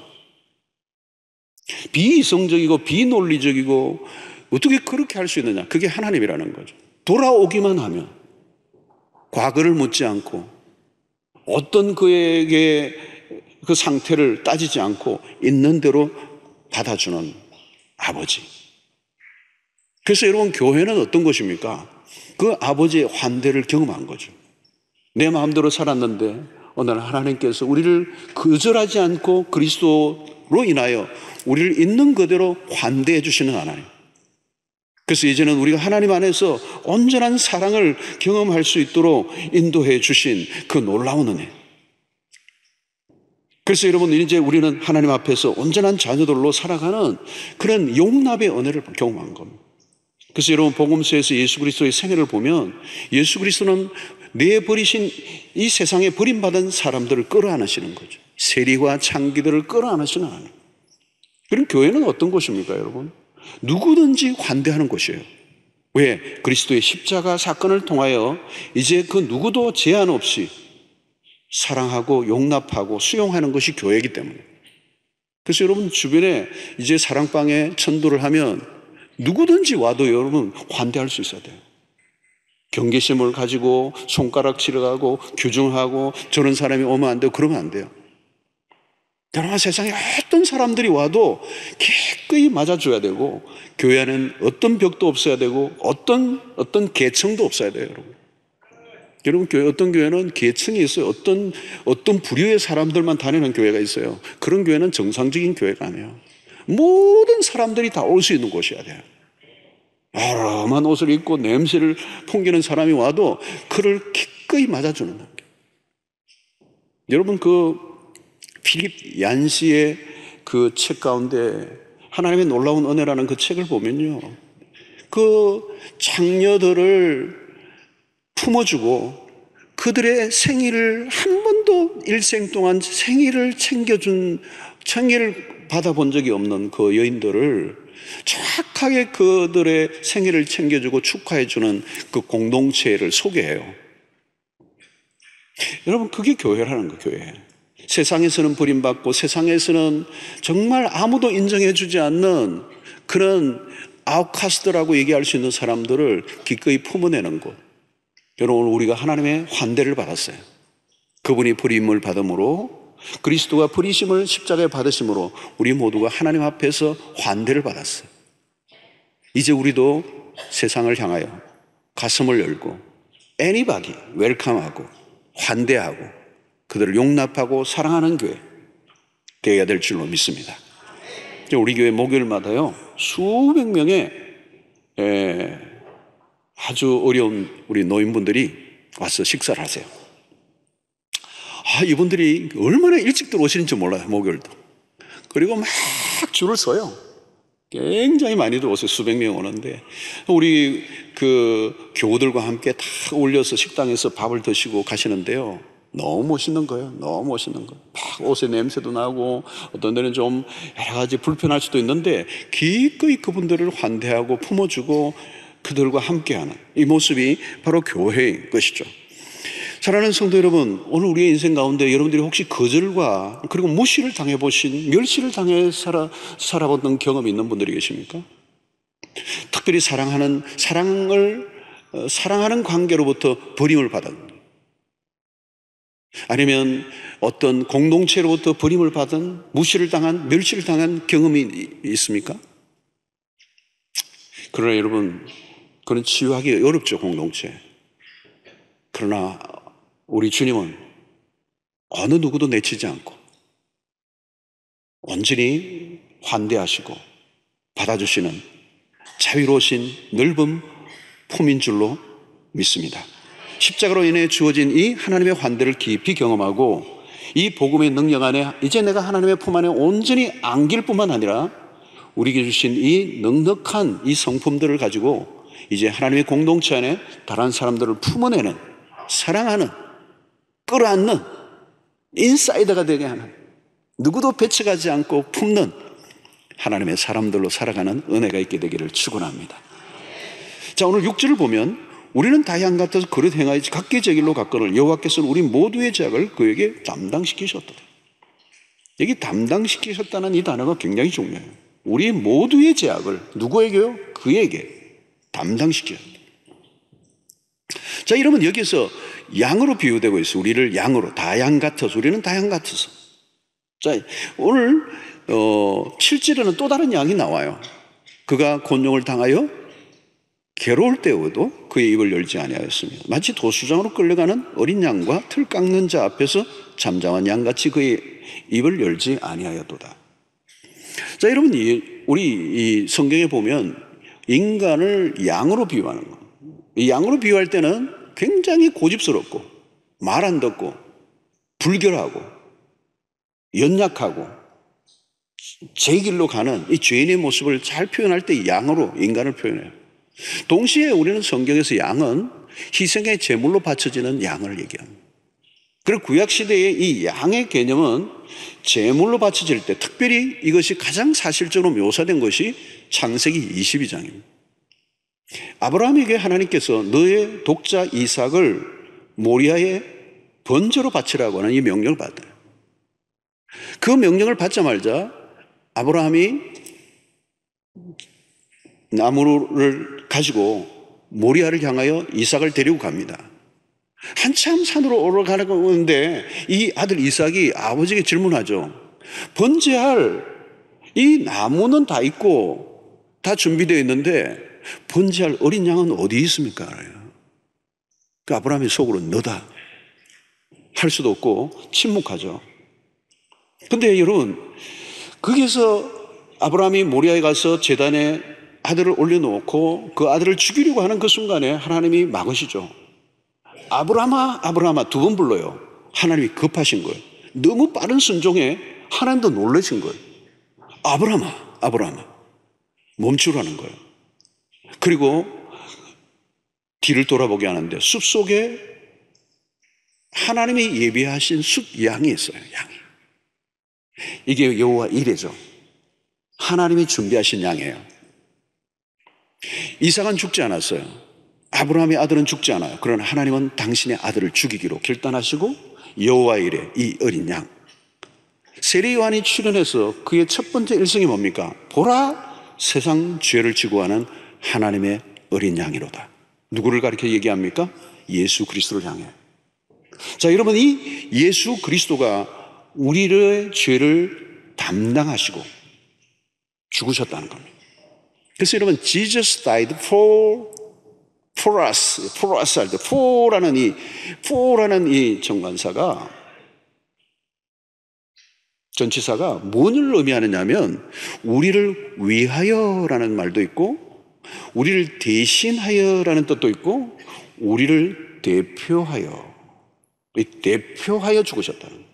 아브라함이 우리의 대표하여 죄를 지은 것처럼 그리스도가 우리를 대표하여 죽으시고 우리를 대신하여 죽으시고 우리를 위하여 죽으셨다. 이 for의 의미가 있어요. 세 가지 의미.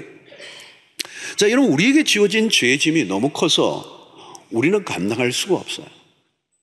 그리고 죄로 인하여 주어진 하나님의 진노가 얼마나 큰지 우리는 알 길이 없어요. 그리고 하나님은 그 죄에 대한 진노가 얼마나 맹렬한지 알 수가 없어요. 그것을 위하여 해결할 수 있는 유일한 길은 아들 예수 그리스도가 죽는 길밖에 없는 거예요. 여러분, 가장 두려운 것은 뭐냐면 저주예요. 저주. 제가 창세기에 이제 돌아가면 저주를 다룰 텐데 인류에게 주어진 죄에 대한 심판은 저주입니다. 이 저주를 예수 그리스도가 십자가에서 당하신, 그래서 오늘 4절과 5절의 말씀이 그겁니다. 그는 실로 우리의 질고를 졌다는 거예요. 우리의 슬픔을 당했어요. 우리는 생각하기를 그는 질병을 받아 하나님께 맞으면 고난을 당한다 하였노라. 그가 찔림은 우리의 허물 때문에, 그가 상함은 우리의 죄악 때문이에요. 그가 징계를 받음으로 우리는 평화를 누리고 그가 채찍에 맞음으로 우리는 나음을 입었도다. 여러분, 십자가의 그 사건으로 하나님의 공의를 만족시켜줬다. 하나님의 공의는 어떤 것으로 만족할 수 없는데 그 아들 예수 그리스도의 죽음으로 하나님의 공의가 채워진 거예요. 그래서 하나님이 죄에 대한 맹렬한 진노를 그 십자가로 다 가라앉혀버렸어요. 그리고 죄로 인하여 쏟아져야 할 하나님의 그 모든 진노가 십자가로 인하여 다 소멸시켜버리죠.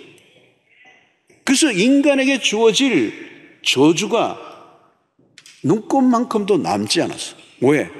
하나님 그리스도가 우리를 위하여 그 진노의 잔을 한 방울도 남기지 않고 다 마셨기 때문에. 그러니까 여러분, 이 잔이라는 개념이 겟세마네 동산 있잖아요. 이 잔을 내게서 옮기시옵소서. 이 잔이 뭐예요? 진노의 잔이에요. 온 인류가 뒤집어 쓴 그 죄의 오물을 홀로 뒤집어 서시고 죄인이 되어서 십자가에 매달려 죽으신 거예요. 그래서 그 십자가는 어떤 죽음인가?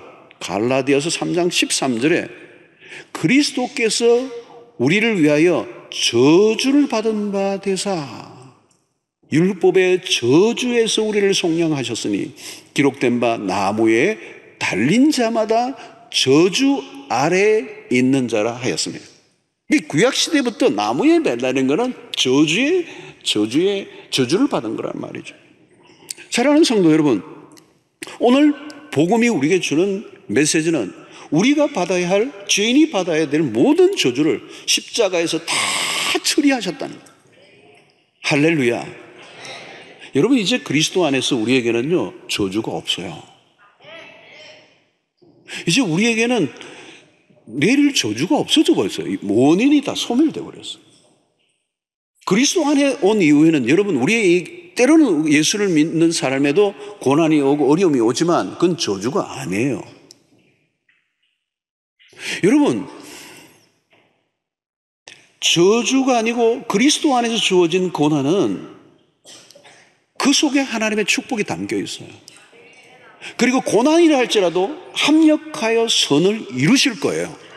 그래서 로마서 8장 28절에 하나님을 사랑하는 자 곧 그 뜻대로 부르심을 입은 자들에는 모든 것이 합력하여 선을 이루느니라 라고 할 때 그 선을 이룬다는 말은 하나님이 구원을 완성할 거라는 거예요. 완성할 거. 하나님의 구원은 실패하지 않을 것이라는 거예요. 아무리 복잡하고 어려운 일이 일어날지라도 그것은 비극이 될 수가 없어요. 하나님의 구원을 완성하는 데 도움을 줄 뿐이다. 도움을 줄. 이번 주도 제가 어떤 우리 성도님 간증했는데 암이 세 종류가 왔어가지고 몇 터울로 몇 년 그 인터벌로 암을 세 종류를 맞았어요. 첫 번째도 그냥 지나갔어요. 예수를 안 믿고 술 드시고 막. 두 번째 왔는데도 약간 했는데도 또 나으니까 또 그냥 잊어버리고 또 세상으로 나갔어요. 세 번째 왔는데 세 번째는 발견도 안 되고 뭐 체크했는데도 모든 거 체크했는데도 이상 없다고 했는데 어느 날 뭐 밤에 자다가 막 터져버렸어요. 그러니까 병원에 실려가고 종합병원에서 막 큰 수술을 하고 이제 막 했는데 세 번째 안 맞으면서 완전히 뒤집어지신 거예요, 이분이.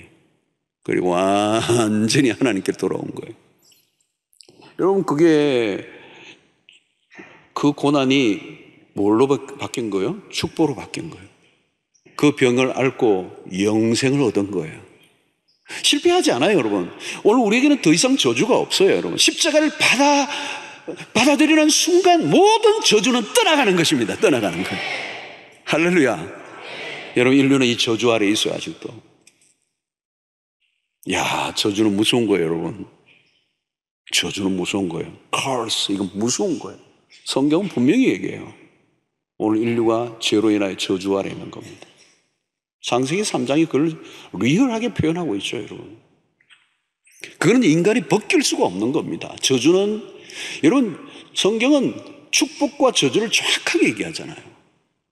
그걸 가장 정확하게 얘기하는 게 신명기 28장을 보면 축복과 저주가 선명하게 기록되어 있잖아요. 여러분, 이 축복이라든가 저주는요, 인간의 손에 컨트롤되는 게 아니에요. 하나님에 의해서 컨트롤되는 거예요. 그 저주는 인간의 힘으로 걷어낼 수 있는 게 아닙니다. 얼마나 혹독한 것이기에 하나님은 당신의 죄 없는 아들을 십자가에 죽게 하시는 대가를 지불하고야 우리에게 허락하신 은혜예요. 그 대가가 얼마나 큰지 우리는 알 수가 없어요. 그래서 여러분, 이 고난주간에 그런 하나님이 지불하신 대가가 얼마나 엄청난 것이고 우리가 지은 죄가 얼마나 엄청난 것인가를 깨달아가면서 그 십자가의 은혜가, 그 십자가를 통한 프리즘에서 나오는 어마어마한 그 복음의 사랑의 빛이 우리의 영혼을 막 비칠 때 뒤집어지는 겁니다. 그러니까 여러분, 인생이 꼬꾸라지고 변화되는 시점에 뭐가 있느냐 하면요, 십자가가 있어요. 모든 사역자들, 사명자들, 하나님 앞에 헌신하고 일평생 드린 사람들은요, 딱 하나 예가 없어요. 십자가를 만난 건데요. 십자가에서 뭘 만납니까? 내가 죽을 인간, 벌어지만도 못하고 만물보다 더 부패하고 상상할 수 없는 이 죄인을 하나님의 아들이 나를 위해 죽으셨다는 2000년 전의 사건이 오늘의 사건으로 오버랩되면서 그 은혜, 내 죄를 발견하고 그 죄의 깊이와 함께 하나님의 은혜의 강도를 십자가 앞에서 깨달으면서 뒤집어지는 겁니다. 그 내가 갚을 길 없는 은혜, 거기에서 내 삶이 이제 드려지는 은혜가 있게 되는 것입니다. 사랑하는 성도 여러분, 오늘 우리의 인생 가운데 이제 더 이상 갈증도 없고 더 이상 우리 안에 죄로 인한 어떤 흔적으로 불행을 겪을 이유가 없어요. 왜냐하면 우리 안에 그리스도가 찾아오셨기 때문이에요. 요한 1서 4장 10절의 말씀이 얼마나 복음입니까? 사랑은 여기 있으니 띄워주세요. 한참 뒤에 가죠. 요한, 사랑은 여기 있으니 우리가 하나님을 사랑한 것이 아니요 하나님이 우리를 사랑하사. 우리가 하나님을 사랑한 게 아니에요. 하나님이 우리를 사랑하신 거예요. 하나님이 우리를 사랑하사 우리 죄를 속하기 위하여 화목제물로 그 아들을 보내셨습니다. 로마서 5장 8절이죠. 우리가 아직 죄인 되었을 때, 여러분, 이 말은 뭐냐면 우리가 하나님을 전혀 구분할 수 없는 그때에 그리스도께서 우리를 위하여 죽으심으로 하나님께서 우리에 대한 자기의 사랑을 확정해 주셨다는 거예요. 로마서 8장 32절을 보십시오. 자기 아들을 아끼지 아니하시고 우리 모든 사람을 위하여 내어주시니까 어찌 그 아들과 함께 모든 것을 우리에게 주시지 않겠는가. 그래서 우리는 이제 어떻게 살아야 되는 것입니까? 갈라디아서 2장 20절이에요. 내가 그리스도와 함께 십자가에 못 박혔나니 그런즉 이제는 내가 사는 것이 아니요 오직 내 안에 그리스도께서 사시는 것이다. 이제 내가 육체 가운데 사는 것은, 내가 육체 가운데 이제 사는 것은 나를 사랑하사 나를 위하여 자기 자신을 버리신 하나님의 아들을 믿는 믿음 안에서 사는 것이라. 기가 막힌 말씀이에요.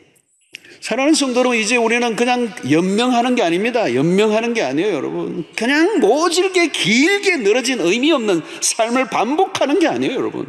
그리스도의 그 복음의 능력, 생명의 능력, 부활의 생명 안으로 내 안에 그리스도가 사시는 것이라.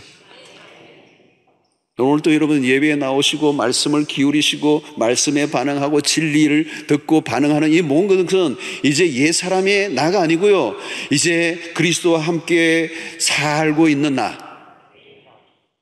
새로운 나.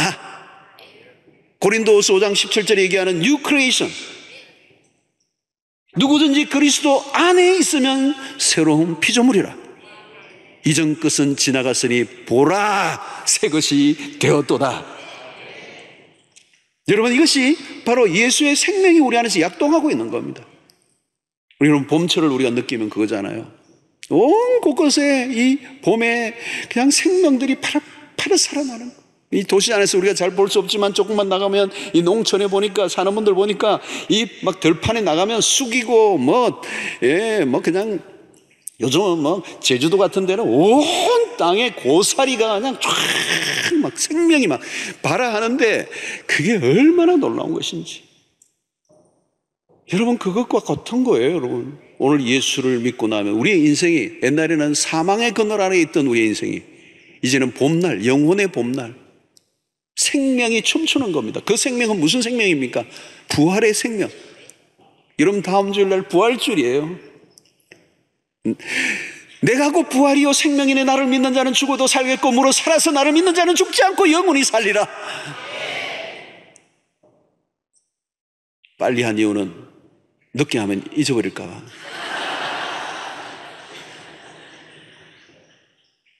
여러분, 나는 부활이요 생명이니. 이 부활의 생명, 죽음의 권세가 떠나가고 생명의 권세가 강력하게 나를 지배하는 인생을 살게 되면 이제 우리는 전혀 다른 클래스의 삶을 산다는 거예요. 요한복음 14장 12절 보십시오. 그래서 예수님이 이런 약속을 합니다. 내가 진실로 진실로 너에게 이르노니 나를 믿는 자는 내가 하는 일을 그도 할 것이요. 여러분, 귀가 번쩍 뜨이지 않아요? 여러분, 어떻게 예수님이 우리에게 이런 얘기를 하는 거예요? 나를 믿는 자는 내가 하는 일을 그도 할 것이요 또한 그보다 큰 일도 하리니 이는 내가 아버지께 구함이라.